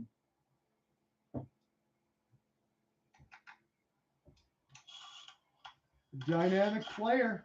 That's all you can say. He bounced it from his right skate to his stick. He was in the middle of a half spin, turned around and fired, and he beat Husso. I will not blame Husso on any of these goals. That is a snipe goal and space in the middle. You had Seider there. You had Sprung there. Confer was stuck in some body contact. Nobody could pick up Jack. And my God, that is two spectacular goals for a spectacular player. And the Red Wings, for as good as they are, they don't have somebody like that. flipped in now with a minute left to go. It's Daniel Sprong. Can the Red Wings answer? Sprong from a tough angle. This bounces off the head of Vanacek and picked up now for Jonas Siegenthaler in his own end. He can be an absolute game breaker, Jack Hughes, and we're seeing that live. Andrew Kopp now for Moritz Seider. This will flip this one back down. Long pass for David Perron as this is sent back around for Siegenthaler. They're chanting MVP for Jack Hughes in the Prudential Center right now, and really can't blame them with 25 seconds left to go in the second as this is flipped in. Christian Fischer earlier took a high stick and went to the bench, but he is back on the ice right now as the stick is brushed back for Vitek Vanacek. Red Wings try to shut it down there for Timo Meier. I mean, look, from some of the names that we talked about in this play-by-play, these are just stars on stars, and that's why New Jersey is one of the favorites. Paul will send this back around the inboards, but the Jack Hughes experience, he strikes twice alongside Daniel Sprong. They got the lead after 2.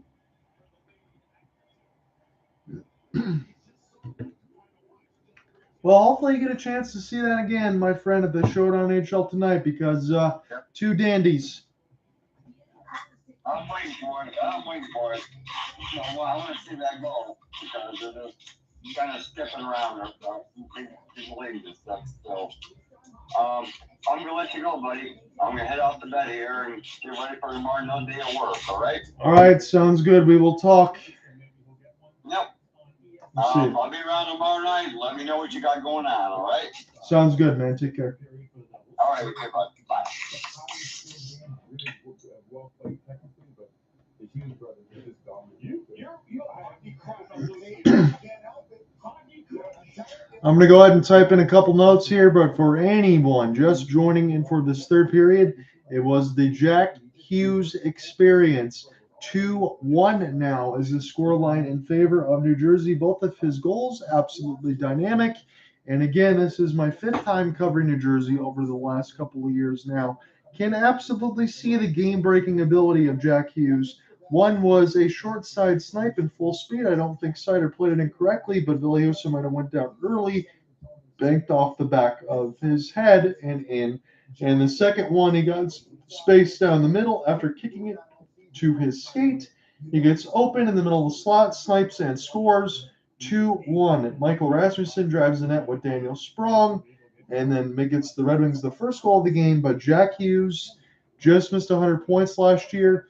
Safe to say he might get 120 with this team. And again, I understand that's like Connor McDavid territory, but tell me on the short list of how many people are better than Jack Hughes, because it's a very short list. I don't even think if you give me 2 hands, I think that's a little disingenuous. I don't think you can say 10 players are better than him. I would say that that's incorrect. Just off the top, especially from what I'm watching. And our Techno Wizardry calculates your card value and gives you a real offer in seconds. When you're ready, we'll come to you, pay you on the spot, and pick up your car. That's it. So ditch the old way of selling your car and say hello to the new way at Carvana. In 2007, we felt called to start a church right in our community. We knew that in order for our church to grow, we were going to have to get more wisdom in the area of financial planning. Brian helped us get on solid footing so that we could take steps to help others. Now we spend more time helping our community. Every year, we're touching more and more lives with Brad and Son.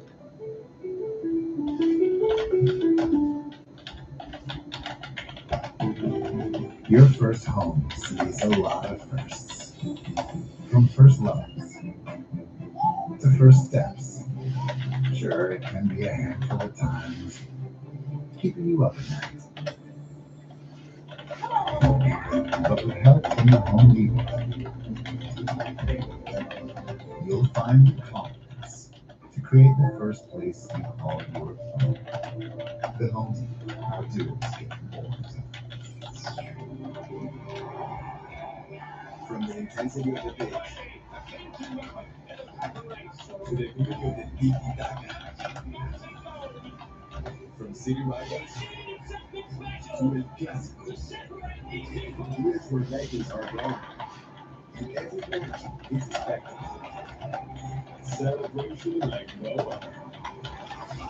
For the people, for the young, Feel that? That's the foundation of basketball growth. And this time, it's more storied than ever. With brilliant stars, flaming giants, a new mid-season tournament. This time belongs to those who want it most. This time starts now.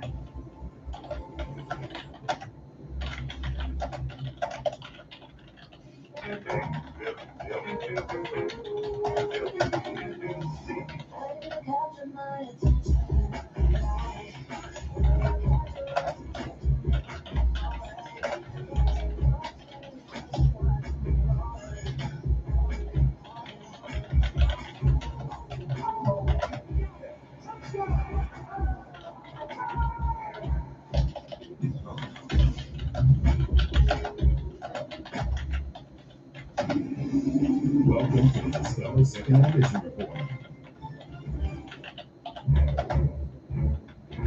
He's freaking it all along back and forth. Beautiful play by Hughes.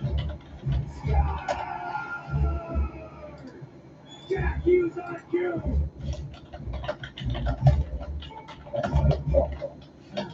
Well, it was all Detroit. They're up 1-0, and then 86 took care of business. That's He just put so much pressure on the defense because he's never the ball moving his feet there. This is a little bit of a hiccup on the Blues part. yeah, RPH. Yeah, and the offensive coach got stick and puck there behind the goal line. I think the goalie has to really kind of look at his angle there. It shouldn't be in position for a bail to rebound off. There's a cut back pass. Yeah, this would be a play when they come down. Just going to go ahead and type in a couple more things, and then we're going to give you the reset. Great separation there, and obviously it's tough and back against the green. This is a highly skilled player. Like one of the top 5 skilled players, if not more than that, the entire National Hockey League. It's a pretty big statement. We're going to see huge things from this player. He's electric. He's a lucky nerd. He's talented. He lives and loves the game. Second career multi. All right, ladies and gentlemen, I'm going to type these in, and then we're going to get going here. Got all the notes reset as far as goals. We'll get all that all squared away because I'm on my own today, so we'll get all these notes in. We'll get our reset, everything. We still got 12 minutes for the puck drop, so give me plenty of time to reset with you. Two amazing plays. What a player. He's a gamer. What a player. He's a gamer. So when there's an opportunity to leave his fingerprints on a game, he's going to do it. And those are the guys that you bet on. Those are the guys that you build teams around. I'm sorry, as skilled as he is, he's got that dog in his game. And don't think for 1 second that he loves exposing that goaltender off the back of his helmet. I love that for Jack. But he's competitive. I gotta be honest, I'll be disappointed if Jack doesn't get 100 points this year. I think he has all the tools. He's got the toolbox to do it, and I think he's got a good enough team. He's a goal scorer. He's a goal scorer, right? He's like a 50-goal guy. He's not a guy who's dishing and setting people up. Look at the shimmy shake. That soccer too, by the way, is going on. Saturday did a great job. He's got stick on punches doing everything. Well, he's reaching a bit though. He can't reach. Yeah, but he takes it fast away from the middle. He actually, one thing to do there was to shoot it at the goal from behind the net. He did it, and he took it right off of the puck. That's all he had. So what do you think? All right, ladies and gentlemen, for anyone that's in the reset side of it, I'm going to go ahead and give this to you here. So second period was the only goals that we've had that were scored across. There were 3 of them. 2 of them for New Jersey, absolutely dynamic. Maybe one of them that was lucky for the Red Wings, but it was a hard-working one at that. So Michael Rasmussen drives the net. He's able to get a bounce off Vanacek, and then Daniel Sprong gets a stick on it. It gets past Vanacek. It's a 1-0 lead for Detroit. They've been playing pretty good on that side, so they should feel good at taking the league. But then it was the Jack Hughes experience. 13:39, Red Wings take 1 too many penalties. Jack Hughes scores in the power play. So he's in his defensive zone. He races all the way down the left-hand side of the neutral zone into the offensive end. And Ville Husso goes down a little too early. We can say goes down a little too early. Sider plays the angle. He throws the stick check out. The only way that Hughes can score is if he banks the puck in off Husso's helmet from his side of the left circle and in. But that's exactly what he does. He banks it off his helmet. He gives the Devils a 1-1 tie, And then 5 minutes later, the backbreakers, minute and a half left to go in the period. Hughes scores again. He gets himself open in the middle of the slot off the half spin, looking the wrong way, gets the puck on stick, fires it in net, blisters it past Husso. It's a 2-1 lead for New Jersey. After 2, it's 24-21 shots on goal for Detroit, 27-20 hits for New Jersey, 18-16 faceoffs for Detroit, but it's a 2-1 lead for the Devils. And I'll make no mistake about it. I'll just tell it to you plain as day, even though I'm a hometown Red Wings guy. There is nobody on the Wings roster that is as skilled as Jack Hughes. And I'll go as far to say it as this. I got to watch Luke Hughes a lot at U of M. Get to see him with the previous stint from last year and in the playoffs and now in the regular season.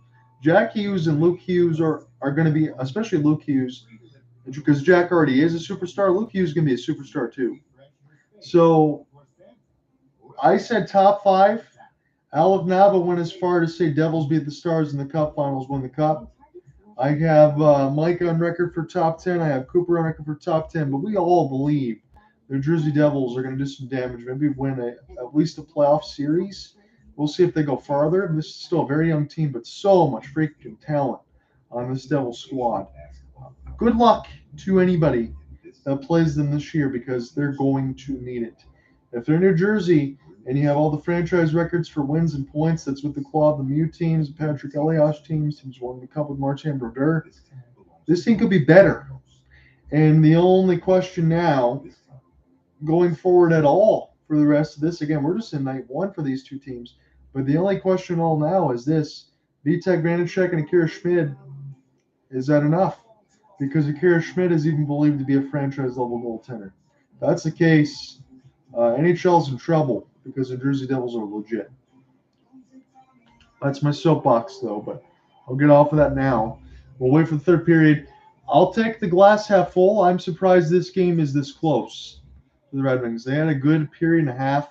They got the Jack Hughes experience to them over the last 5 minutes. If they can bounce back and get a point out of this game, that's a success for Detroit going into it. That's just me being completely honest. I think they played pretty well. I think they've done what they've had to do. But Jack Hughes is a superstar. Sometimes players have him, sometimes players don't.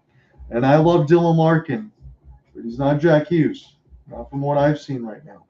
Especially since it's like the 5th time covering them, I get a chance to see Jack a lot more because they're going to be doing some Devils games, folks. Welcome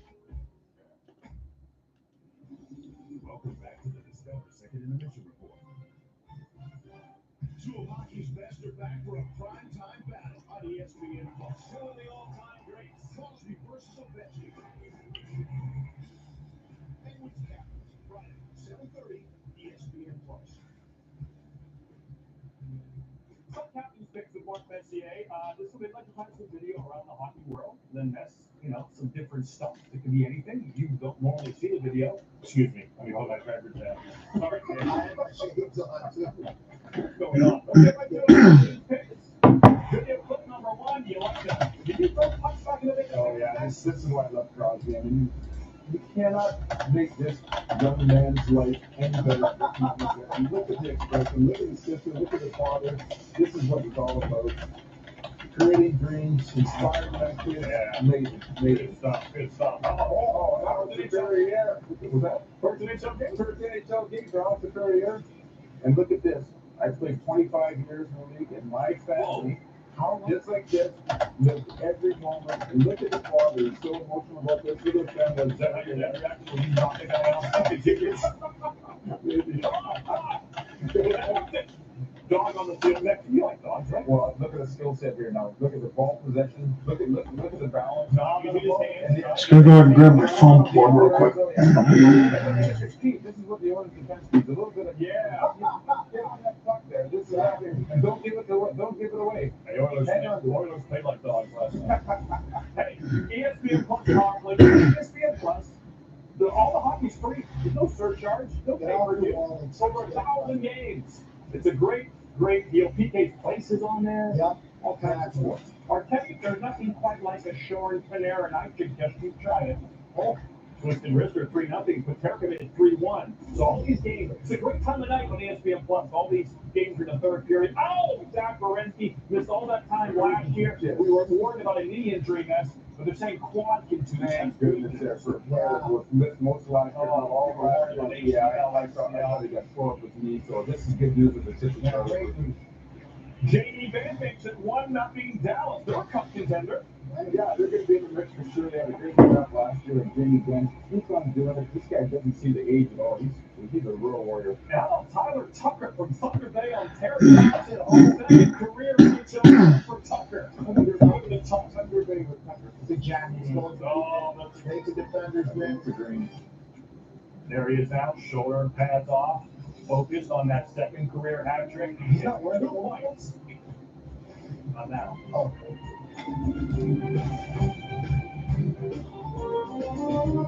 NHLShop.com, the official online store of the NHL and the world's largest selection of officially licensed. Just a little scoreboard update before we get into the third period. Again, I got the phone reset it plugged in because now the batteries started to die a lot quicker here. We're doing a lot of these casts over the last couple before I have to get a new one. So it's a 3-1 lead for the Rangers over the Sabres. Again, Owen Power gets that extension. You feel good about that. JJ Paterka from Owen Power and Henry Yukiharu. It was a 3-1 game, but Artemi Panarin, Chris Kreider, and Alexei Lafreniere all score. Devin Levi stops 22 out of 25. Igor Shesterkin 17 out of 18. How long have you been tracking our car's value for a month? Just like 7 months. Flyers, Blue Jackets. They just showed it was Zach Werenski. He exited the game with an injury. Thankfully, it was more of a trail horse in the knee and not an ACL because he's been dealing with that a lot. So no goals in the second. All the stuff in the first is we sit with Farabee from Couturier and Igor Samela, and then Travis Konecny from Scott Watton. Jake Bean from Adam Fantilli. So Fantilli gets his first point from Kirill Marchenko. So Fantilli, they're still waiting on Ken Johnson. Ken Johnson was here for an extra year. Come on, my friend. It's the U of M boys. They got a battle. But it's a 2-1 lead for the Flyers. Kraken and Preds. Preds score first. So the Kraken in danger of going down 2-0 in the season. You don't want that. As it's Colton Sissons, shorthanded from Cole Smith. Colton and Cole. They get the job done. You say Saros, you figure he'd want to bounce back. Didn't play good in the first game. 17 out of 17 for Yusei. Philip Grubauer, back-to-back starts. We did get a night off. 22 out of 23, so Seattle got to get things going here.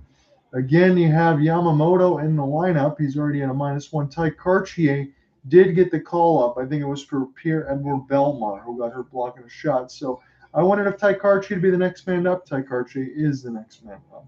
Pierre-Edouard Bellemare is in the lineup, so we'll see who they change that off of to put him in on that end, because I still see Pierre Bellemare and Yamamoto. So I'm missing a forward that I didn't catch from the first day. I apologize off the top of my head.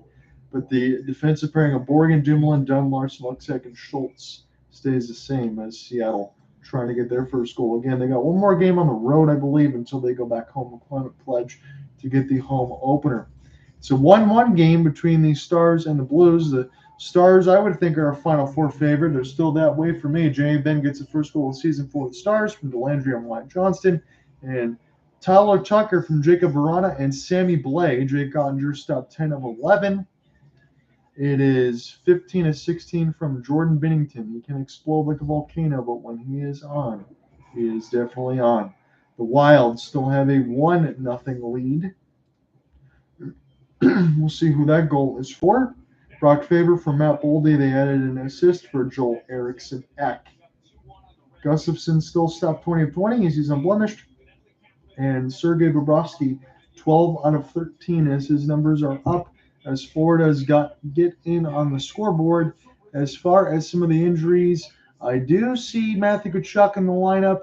I do not see Aaron Ekblad, the broken foot, but Tkachuk's still hurt from the sternum side, so there are some injuries here for the Panthers that I think that will not get mended until about a month and a half in, if they don't already get injured again from the season start. So I think Florida's going to get off to a slow start. That's just me as far as all of that. We'll give you a baseball update Let's just do this really quickly. The Philadelphia Phillies and the Atlanta Braves are tied at 1. That is in the 5th. If the Phillies win, they knock off the Braves entirely.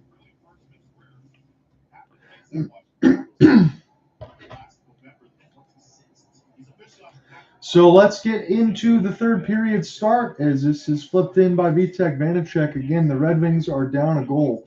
The Jack Hughes experience from the second was something that happened right in a flash, but that is what superstars can absolutely do. He is in line for a hat trick. He's already got 2 goals. Daniel Sprong has the first one for the Red Wings. Again, Mike and I can joke about that, but if I mentioned to Cooper, he wouldn't be surprised either. Sprong did a lot of damage. Here's a long slap shot as this is picked up here. And quite honestly, locally here for me for the Wings, you get a chance to watch them on ESPN Plus and Hulu again. You don't get the coverage of Ken Daniels and Mickey Redmond. It was going to be a tough matchup. I didn't expect the Red Wings to win this one, but I also didn't expect this game to be this close. If they can find a way to get a point, that's an absolute victory at this point, to me at least. I know that some people say year 5 for Eisman, you want to set the bar. I think year 5 is more like year 3. It's like -2 when he took over, with all the contracts that we talked about and everything else in the open. It's a lot different now. This team is better, but I still don't feel that they're a playoff team. There's a chance now for Dougie Hamilton. It was a late break for Hughes. Hamilton's got it now. Here's a bomb from Dougie. This one will go all the way down the ice. This will not be ice, but Vitek Vanacek will touch and leave it there for Jonas Siegenthaler. So Jonas Siegenthaler over the last few years, we've known this about him. He's been one of the top-tier defensemen. On the awareness side, he is top-notch. Stay at home. I've seen a lot of that right now. And this New Jersey team, again, I don't want to discredit the Red Wings, especially it's a team that I cheer for and love the most. But I know that Detroit's not New Jersey, but I think Detroit's played a good game. But star power can absolutely turn a game on a knife's edge, and that's what we've seen right now. So Eric Holla will get set on the draw here for Andrew Kopp. Kopp's been decent on the draw. This one will go back here for Luke Hughes. Hughes now will spin this one back up again. Luke and Jack have been an absolute treat to watch. Got to watch Luke a lot at U of M. And if they ever get Quinn, I mean, my God, I know Vancouver will probably make him a captain, but love to see all the boys play on the same team. Might not be able to play together because 2 of them are defensemen, one's a forward, but if you can stack those lines, let's just do that. So Shane Gostisbehere, this will be a little bit quicker. Gostisbehere will get there on the ice, and we'll do it again for the Red Wings. So keep in mind, they're only down a goal. That's what I have to keep telling myself. But this New Jersey team, and night 1, especially for both of these squads, you can tell on the offshoot they are legit. No doubt about that. So Joe Veleno will get set to take the draw against Nathan Bastian. Veleno doesn't jump too early, but I think they're going to have to kick him off the draw. Yes, he is. He did jump early a couple times there. Christian Fisher. He can double up as a center, but Hollis should have the advantage here. This will go to Vanacek's stick. So Joe Veleno has it now as this is picked up near the right side of the wall. Veleno lost it in between the skate blades. Now Fisher tries to hold this in with a cider, but this bounces off a couple sticks now.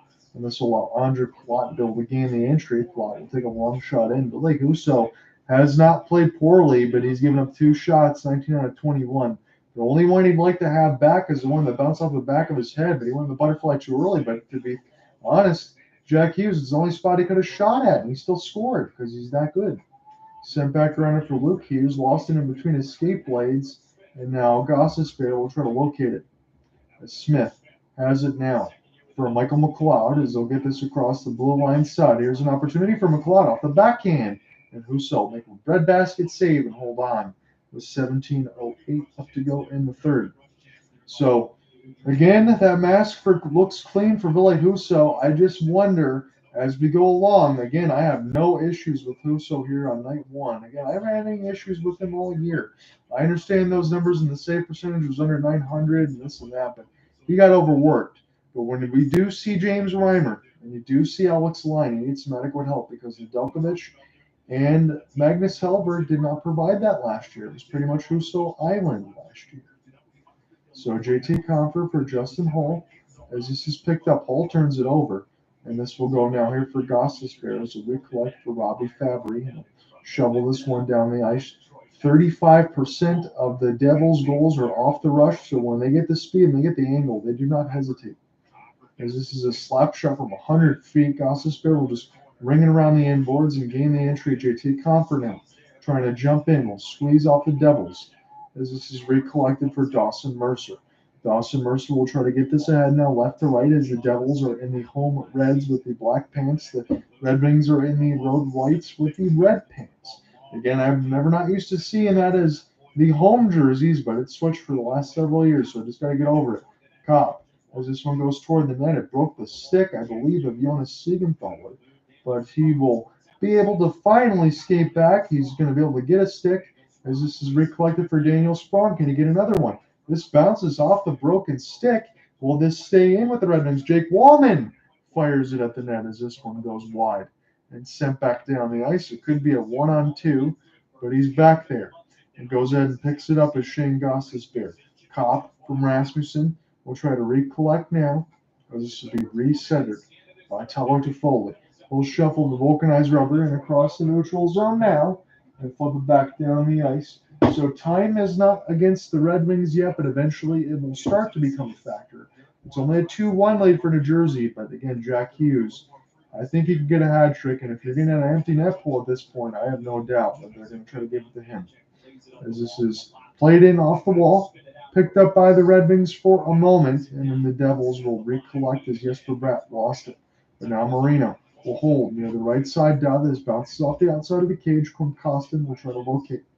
As Red Wings will flip it, but this is very poor. It's like an NHL 24 flip, not going anywhere. Marino, walk in, fire deflected, and this is picked up by the Red Wings and Wallman and sent back down. Devils have an opportunity in their own end to play crisscross with Dougie Hamilton.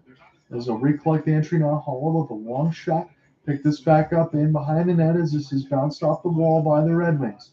Alex DeBrincat haven't had a chance to call his name too long, and Dylan Larkin gets this sticked away from him. Will try to race in, gets kicked off the puck. Siegenthaler will bounce in, use himself as a shield to go ahead and get this puck back up from McLeod. Great move, still with it, backhand, and this one goes wide off the outside of the wall. The Devils keep this in, they'll chip it, as this is Curtis Lazar. He'll get knocked off the puck. McLeod trying to work his way behind the cage.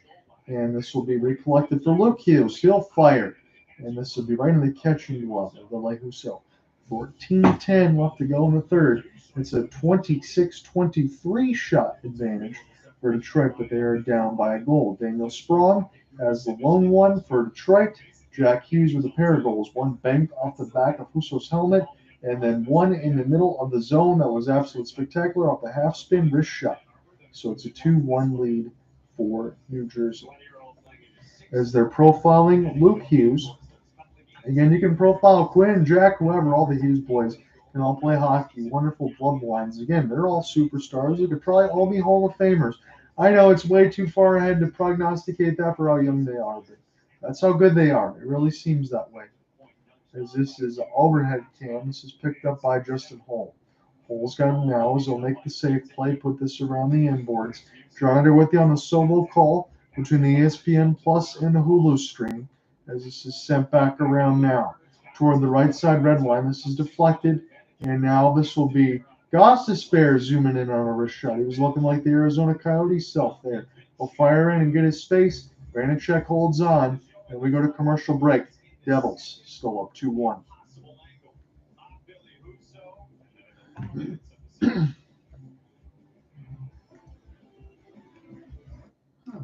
How long have you been tracking our car's value for a while? Just like 7 months. Should we sell it? No. Oh. Silver bands are going for more right now. Oh. Although my list is paying off, you think we should? Oh. Appreciation's really heating up. You think?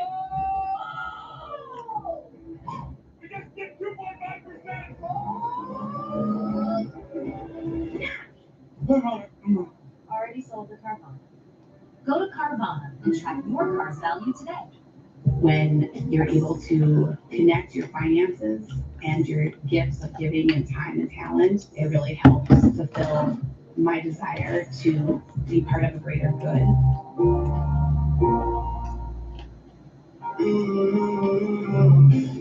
Welcome along to Austin.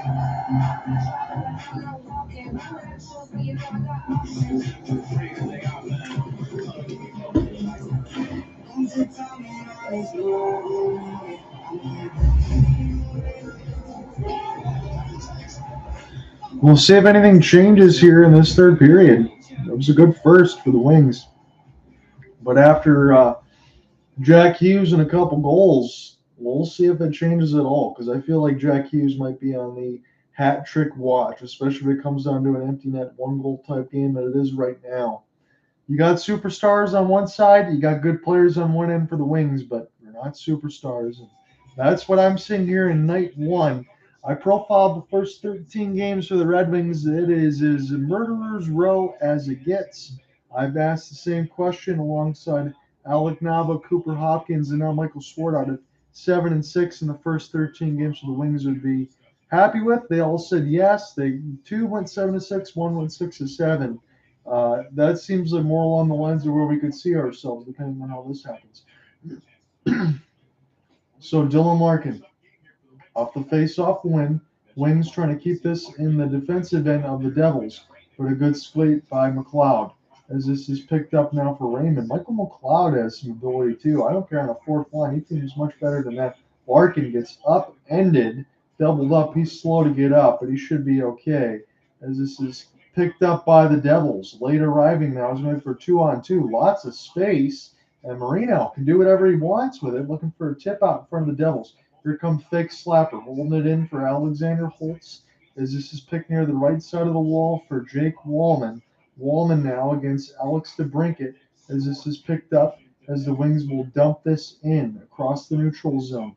12:50 left to go in the third. John Underwood there from the ESPN Plus and the Hulu only stream. Jack Hughes. Again, it takes three players to dispossess him with the puck. He's got it now. We'll get it back from Jesper Bratt. Dawson Mercer and Tyler Toffoli, as this is slowly brushed ahead for Ville Husso, and the Wings will try to get this one out. Daniel Sprong will get this ahead. He's got the lone goal for the Red Wings here. As Robbie Fabry puts this around the end boards, JT Compher will try to locate it. Compher now can't hold the blue line. This will go back to Ghost as they'll fire this in across the red, and Derek Lalone's squad will take their change. 12:10 left to go in this third. It's a 2-1 lead for New Jersey, courtesy of a couple Jack Hughes goals. Daniel Sprung up alone for the Red Wings. Goss is fair. And in his own end now with Justin Hall. Again, we'll have to see how this defensive pairing is going, but I'm seeing a lot less ice time for Jeff Petrie. Very shaky in this game as far as I am concerned. As this is sent back around. Michael McLeod, good back pass. This one goes wide. And McLeod ate it in behind Husso's net. As a couple players try to dispossess Fabry of the puck, but he will gain the red line before he takes his change. Dougie Hamilton, former Calgary Flame, will gain this in there now. Good sauce. Very close for Hamilton to put one in, so the defenders are not afraid to be able to go ahead and push forward and try to score. David Perron, short side chance and a good save from Perron, and then Kopp on the follow-up, and Vanacek says no. Perron was aiming for a rebound. That's exactly what he got. As it's Rasmussen. Ready to collect now off the backhand, plays it in off the wall. This will bounce off the stick of Vitek Vanacek. Rasmussen will try to locate it as this knocks away from Kevin Ball. And now Smith, as this is picked in across the red line for Eric Holla. Gain the entry. Holla will slow up. This will be gloved down by the Wings and Jake Wallman, and now Sherratt. Sherratt will bounce this off a couple of legs as some body contact comes together for Perron. He's just trying to take his change. He's not trying to bump into anybody else, but Joe Veleno will whistle this around the end boards. As we're getting dangerously close to the halfway end of the third period, still 2-1 lead for New Jersey. Alexander Holtz and now Hughes, as he almost dragged his way through a couple of Red Wings defenders. Picked up off the backhand. Here's an opportunity for Jack as he gets taken down and held. I'm surprised there's no delayed call. Clem Costin, I know the New Jersey fans are going to boo. They got every right to on this side. And this has to be called for a hold down. And now Hughes is really upset. I got to make sure I get the right call. Are they going to put it against Hughes? They got middle fingers from the fans. They're putting Hughes in the box. I thought this was going to be against the Red Wings. No doubt about that. This is a homer call from me even saying that. This is Wallman holding on to Hughes, and they got Hughes for a late stick slash against Wallman after Wallman was holding them down. I would have sent both of them to the box. No doubt about that. But they're going to get Hughes on the late arriving. That's a huge break for the Red Wings, in my personal opinion. I'm just going to tell you as honest on that side. I could see 4-on-4, but absolutely not just Jack Hughes. Woolman should have been sent to the box. 10-15 left to go in the third. Larkin's going to have a huge opportunity now. The Red Wings have to score here because this is going to be the best chance that they're going to get. If they don't score here, it's probably done. Larkin, even with tons of time. Sider now, back for DeBrincat. Be time for DeBrincat to definitely break out. Perron, DeBrincat, got it near the right side. And now it's Sider. Sider, long chance. This one gets deflected. David's going to pick it up. Shane Gostisbehere has it now. DeBrincat. And that's blocked beautifully by Jonas Siegenthaler. You can definitely see why he's one of the top underrated defensemen in the league. One of the best defensive awareness, period, from what I've seen. 11 block shots to 7. Maybe 5 of those are Siegenthaler. Larkin, good diving play by Sider. Keeps it in. Red Wings still have it. Larkin, Sider. Sider now from Gostisbehere. And now shoots it on net. This bounces back to Ghost. Larkin trying to drive his way to the net. Couple of stick drags. DeBrincat scores! Alex DeBrincat, thank you, sir. It's a 2-2 tie in his first game as a Red Wing. Puts the Red Wings back in it, and New Jersey has every right to be upset. But it's a tie game, and I go back to the diving play for Moritz Seider. He absolutely kept it in and gave the Red Wings a chance. It was a slashing retaliation. Yes, it should have been a penalty against Woolman and Hughes. They just sent Hughes, and Seider diving keeps it in, and Alex DeBrincat scores the goal, and the Red Wings have tied the game when they absolutely needed it. It was probably a break on the power play, but the Wings will take it as the chorus of boos rained down at Prudential. And again, I cannot blame the Devils fans. That absolutely should have been offsetting at worst. 9-01. It gets iced against the Red Wings. So Alex DeBrincat, how do you do, sir? In his first game, scores and gives it a 2-2 as everybody's giving the ref chance that you know that they would. It's a sold-out crowd at the Prudential Center, as you'd expect. Jeff Petrie's out there, and for me, you got to keep yourself clean. I hate to harp into it. I know we talked about Jonathan Huberdeau on the other end for the Calgary Flames. I know Petrie's not at that level, but still, you got to keep yourself clean in a tie game. Make sure you keep those superstars out in front of you. And he gets stick lifted and he falls down, and it goes to Husso. He's kind of looked like a pinwheel here. And, yeah, I'm a little worried about what I've seen on the defensive end for the Wings. But commercial break, Alex DeBrincat, it's dose.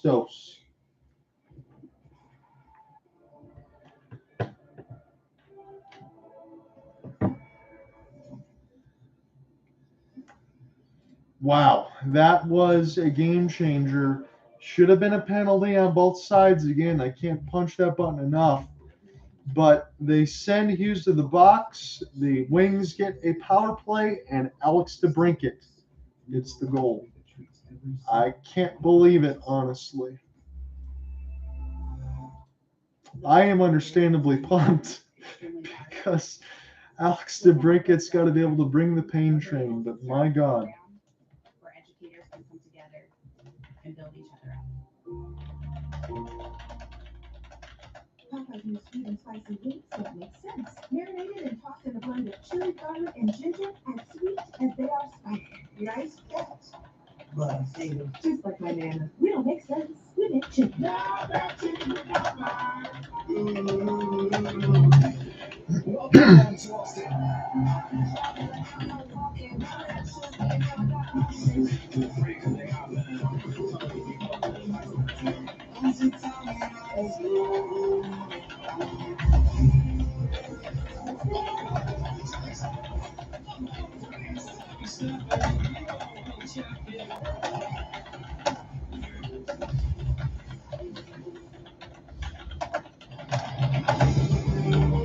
Let's look at the future upcoming games on the NHL schedule. Penguins Capitals tomorrow on ESPN Plus. Blackhawks Canadiens Saturday. NHL. Boys, I'm getting a little nervous here. I didn't expect a tie game between these two teams. Saying it openly here, I know New Jersey's got tons of time. I did not expect a tie game with 8:56 in the third. I fully expect New Jersey to answer and take these 2 points. If the Red Wings can get one, considering the way this is, I feel pretty good. I feel that they played a good first period. New Jersey dominated the second. Jack Hughes did Jack Hughes thing, scored 2 goals, and they are still booing the refs here at Prudential Center. Things can get pretty nasty in New Jersey. It's not quite Philadelphia, but it can get nasty.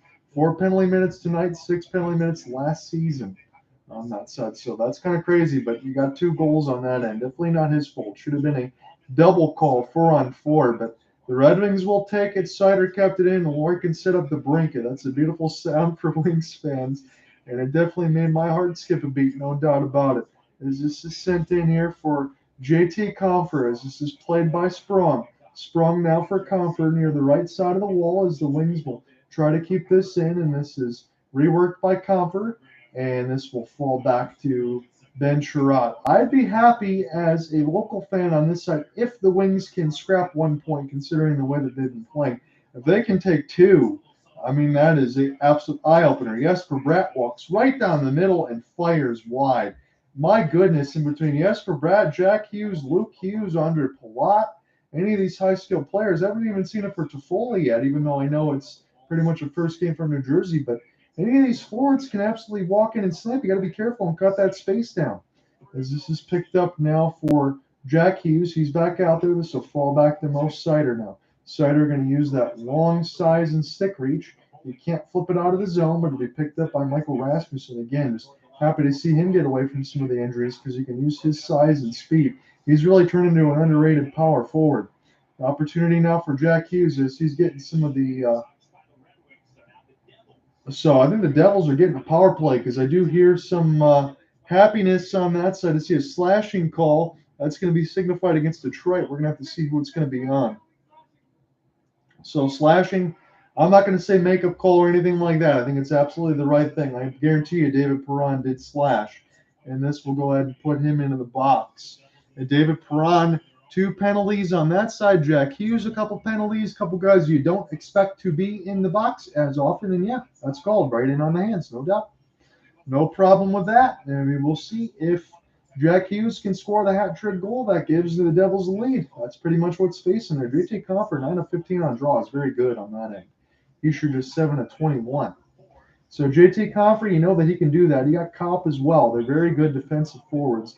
So for as much as some of the other Red Wings fans can be customer of the defensive game, you won't discredit any of that. You want more points, but the defensive game for Larkin, Compher, and Kopp is as good as it gets, and that's what we'll need. Alexander Holtz for Dawson Mercer as near the right side of the wall. Now picked up by Alexander as this goes back to Dawson near the right side. Dawson Mercer still being worked over. This will go to Dougie Hamilton to the traffic, and Husso makes the save. And now like cross-check against Nico Hischier as Chirac comes together. I think the refs are letting some things go away that could easily be called, and the Red Wings have to make sure they're on the right side of the board here.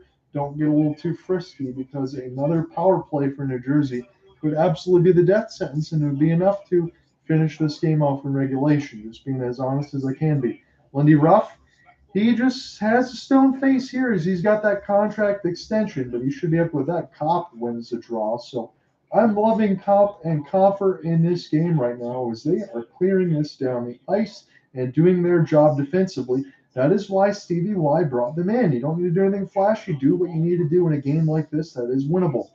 Alexander Holtz. Off the drop, this is played in off the window. The captaincy, Nico Hischier, will pick it back up. Timo Meier, Dawson Mercer, and now Dougie Hamilton.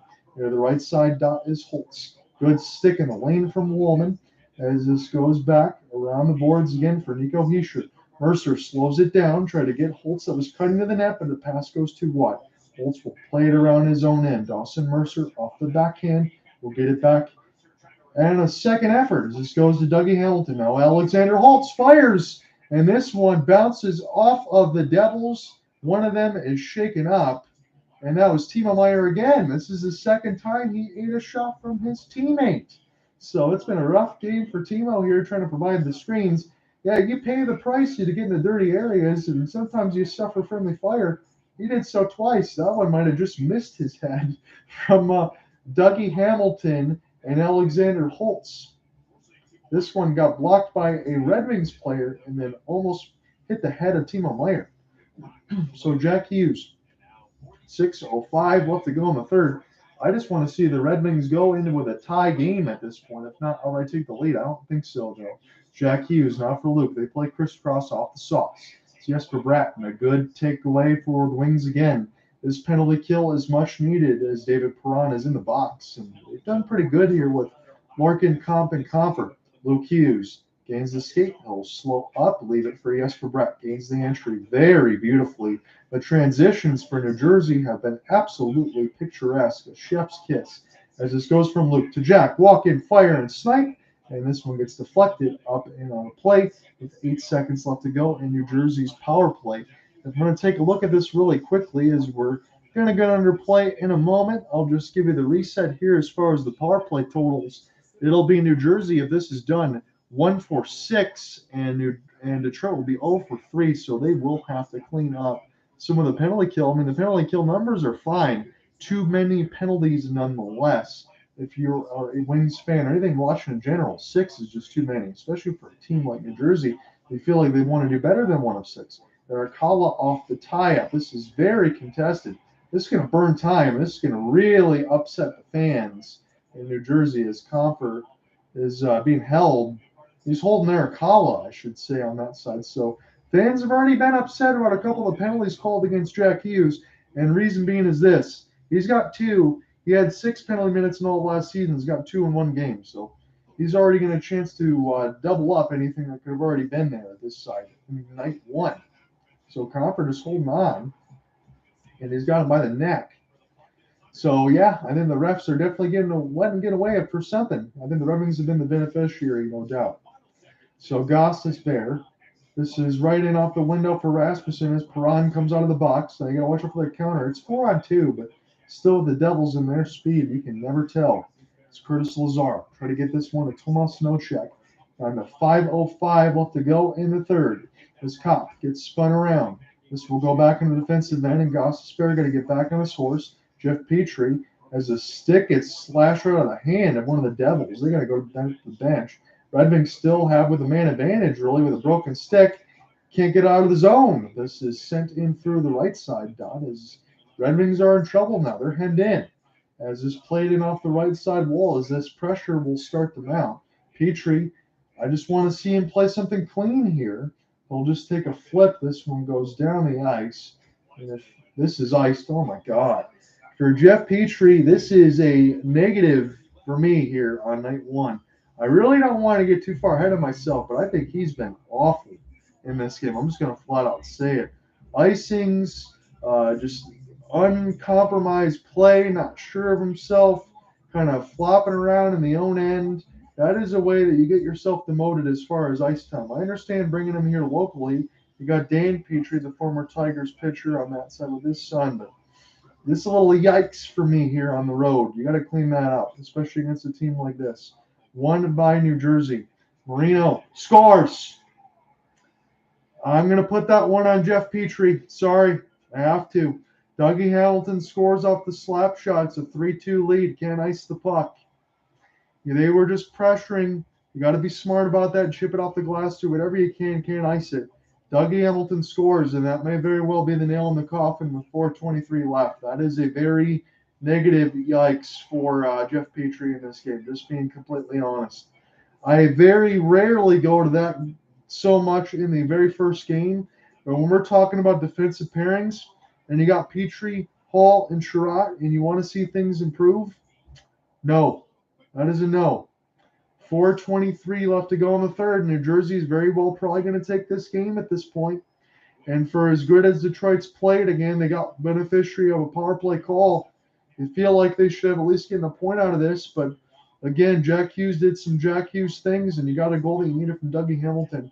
And against Detroit, Hamilton's been excellent. 7 goals, 18 assists, and 25 points. Right now he's got a goal on 5 shots on. So it is a 1-goal game, 3:55 left to go in the third, and you could very well go to an empty net pool where Jack Hughes can get a third. This one bounces off the glass and will stay in play. And now He sure will get it. A jump opportunity from the Red Wings. This will fall back to Moritz Seider and Wallman. And what do they got left? They need some sort of encore here in answer to the Red Wings.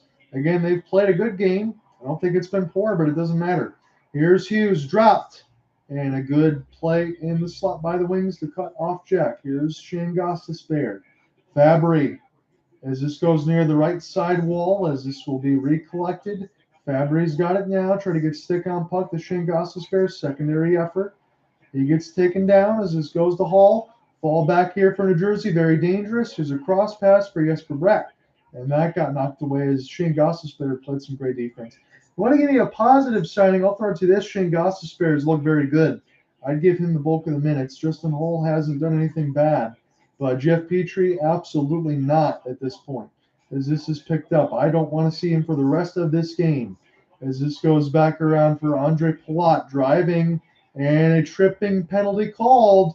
And if that's against Petrie, I'm going to lose my mind. If that's against Palat, I'll be upset because that'll be his third penalty. So very players that I would expect to have their head screwed on. Oh my goodness, that is Petrie. I'm going to lose my mind. I'm trying to absolutely call this down the middle. I understand Red Wings fan or not. What are you doing in this game? As this will be yet another Devils power play.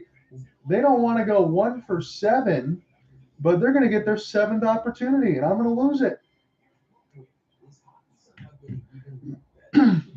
Boys, any Red Wings fans out there, I don't know if I'm going to make it. This is game 1. We went into this, and I was being, again, Chirot, Hall, and Petrie. I understand bringing in Petrie, but they did so at the expense of Gustav Lidstrom. I understand Gustav Lidstrom's not going to bring you a lot offensively, but he locks it down defensively, and he's someone you can depend on to not make a mistake. If Jeff Petrie is trying to do the replacement for the Gustav Lindstrom experience, that is a exceptional negative. I know you can review the game tape and you look back on it and say that I'll be harsh and maybe some things will come out in the wash. No. That's a no for me. That's a Randy Jackson. That's a no, dog. Yikes. Okay. I know that there is about 3 minutes left to go, and this will be a penalty kill for the Wings. They'll have to try to make the Devils go 1 for 7. Too many penalties, too much poor play in their own end, and that was really set up for Petrie. And again, Ole Mata is scratched for Petrie? No. Ole Mata better be playing on Saturday. Jeff's going to get scratched. I have no problem with what I've seen from Justin Hall right now. Ole Mata has to play Saturday or I'm going to boycott it. This is night 1. I wish Cooper was in here right now because he'd probably talk me off my ledge, but I'm very unhappy from night 1. And not because of the result of the game. So 2:35, and luckily for you guys, I've had my recorder off because I was screaming. JT Comfort gained the entry, and Vanacek will hold on. So here's the deal for me. Wallman, Seider, Chirot, Petrie, Goss to spare Hole. That's your line. Ole Mata was scratched for Petrie. And that's another penalty and some very poor play in behind there. And, yeah, if we go into the Saturday side, I just said this off screen. It was as Dylan Larkin got cross-checked big time. It's going to be a 4-on-4. If Ole Mata does not draw into this lineup, they don't take Petrie out for Saturday, I might boycott Saturday. I know I'm not doing the call, but I'm going to be very upset here from the beginning of the year. And if Cooper Hopkins was in here, if he listens to this call on tape delay or anything else, he might have to sound like he's talking me off my ledge. But if he comes in here, I'm going to make that same mark. So the Red Wings now, a 5-on-4. It's an empty net pool. And if I'm Jack Hughes, I want the hat. Already got a goal here. Goss to spare. This gets blocked. It was open for Vanacek. Larkin trying to locate as the Wings will settle down. It's really a 5-on-4 at this point. But it's an empty net. Seider Into the traffic, it's tipped, but Vanacek will hold on. Perron providing the screen as we get another face-off here with 2:13. Derek Lalonde's squad pulling up stops. They need a goal. Again, Larkin was just cross-checked, so it's offsetting, but now it's 5-on-4 with the empty net pool. So there's space on the ice. The Red Wings need a goal. DeBrincat already provided one. Dylan Larkin can definitely provide one, but Jack Hughes has had a tremendous game. Larkin trying to win the draw. Hala will body it down. This is nicely pinballed, but this will go wide. Sider will touch. We'll do this again with an empty net. It'll be an offensive zone draw. 2:05 left to go in the third. The shots on goal are 34-26. Again, there are things glass half full that I would say the Red Wings played a much better game than I thought they would, especially in the first. They survived the second, but this third's been ugly. And Jeff Petrie has not played well at all. Dylan Larkin sent this back around. Jonas Siegenthaler, as this is chipped, this will go back to Sider. Red Wings are running out of time. The cage is empty. Ville Husso has left the goal crease. It's 5-on-4 with the empty net pull up and offsetting 4-on-4. Larkin stayed out there. He's jockeying out there with Dawson Mercer as John Marino able to kill some time. And now this is a good opportunity for the Devils to kill time and put the kill shot in. Off the outside of the cage, rebound scores. Eric Halla gets the empty netter, and the New Jersey Devils will win their home opener. The question is by how much? It is 4-2 New Jersey. So Eric Halla, who was listed as day-to-day, he's going to more than likely already get the game winner, and New Jersey will take this one. Detroit will fall to 0-1. New Jersey will improve to 1-0. Again, I've seen superstars on one end play like superstars. I know it's Jack. I know some people will say that I can't put Luke Hughes in on that side of it, but you bet I will. Both of those boys are going to play together beautifully.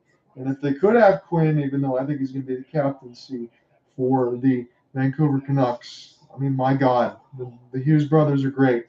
That's all I can say. 1:31 left to go in the third. It's a formality. The Wings did fight hard, especially in that first period. But I think every single time I've done a Wings broadcast outside of the Calgary Flames last year, they've lost. So I'm not good luck. But to my defense, every single time I've done a Red Wings broadcast, I've done so against very good teams because I want to see how the Wings play against good teams. In New Jersey, I want to see if they're in the top 5 conversation I have them in. Some people have them top 10. Alec Nava has them winning the Stanley Cup. So Ville Husso going to leave the net again. And this could very well be another empty net goal. But it is 5-on-4. They've already conceded one. Comfort. Now for Sprong, this will be sent back down, slap shuttered around for Jonas Siegenthaler. Devils will collect, and this will be jumped in, kept in for Detroit as Jake Woolman will hold it in. And this will bounce back for Robbie Fabry. This will need to be a bounce back for the Red Wings on Saturday, but Ole Mata, he has got to draw into this lineup. No questions asked for me. If Derek Lalonde doesn't do that, it's too much of a leash for Petrie. I know it's game 1. Red Wings score! Robbie Fabry gets one, but the Red Wings are still down one. 33 seconds left to go. A little bit too little too late, but the Red Wings are not done yet. Again, I'm too busy thinking about the other things. My apologies. Robbie Fabry keeps us on the right side wall. A shot with traffic in front, tipped by Coffer, picked up by Fabry, and he gets an easy one. So the Red Wings back within one. They wish they would have got that without conceding it to be tied at 3, but instead it's a 4-3 lead for New Jersey, and they definitely have another opportunity to get it. Maybe another empty net, maybe again, because this could be very inflated goal totals. So Robbie Fabry gets the Wings within 1, but it's a 4-3 game, and now the score line looks more like I thought it would be in the beginning. Detroit takes a timeout, so they'll have a meeting here with Derek Lalonde again. As Kevin Weeks pointed out on the ESPN side, there is a lot of time. I just don't know how hopeful I am with it. I'll just be honest. Red Wings have played a decent game. I do think the Devils are better, but that keep in by Sider that they showed from Larkin to set up the Brinket, that was a great, great goal. And Moritz Sider shows you why he is one of the better defensemen in the league. Don't know if they'll label him into the top 10, but I'll certainly tell you he's the best defenseman on the Red Wings. There's no doubt about that. As much as I love Jake Woolman, I think he's number 2. Larkin against Holla. Holla's won the last couple, but Dylan Larkin's got this one now. Ville Husso goes to the bench yet again. It's 4-3. The Wings down 1 goal. Can they tie it? If they tie it, I'll probably jump out of my seat. Larkin, this goes too far. This goes just out of reach. This will force the Red Wings to put Ville Husso back in the net. Larkin was trying to find Lucas Raymond cutting in as the extra attacker. Is this going to be a 6-on-5 situation? But Ville Husso is going to come back in the 1904. The Red Wings have to win the draw. Then they'll have to get Husso out to get the extra attacker and then get in. So there's a lot left to do here with 4-3. The score line. Dylan Larkin, number 71, against Eric Holla again. Holla's had the better of the last couple. Larkin's got to win it. Larkin does, as this will be chipped ahead, but this will be picked up by Brennan Smith. And now Smith, as this bounces down the ice, this is running against the Red Wings down to 5. They'll try to gain the entry. Vitek Vanacek will touch. They'll flip this back around down to 2. And the New Jersey Devils, they win their home opener. It's a 4-3 final as they take down the Red Wings. It was a close one, but there are some self-inflicted mistakes for Derek Malone's squad and some superstar moves from Jack Hughes that ultimately led to the win for New Jersey. It's a 4-3 win. They win their home opener, and the Red Wings will have to regroup at home in their opener against the Tampa Bay Lightning and Jonas Johansson. So we'll see how that goes on Saturday. Talk to you guys. I'm done for the week. I will see you again next week.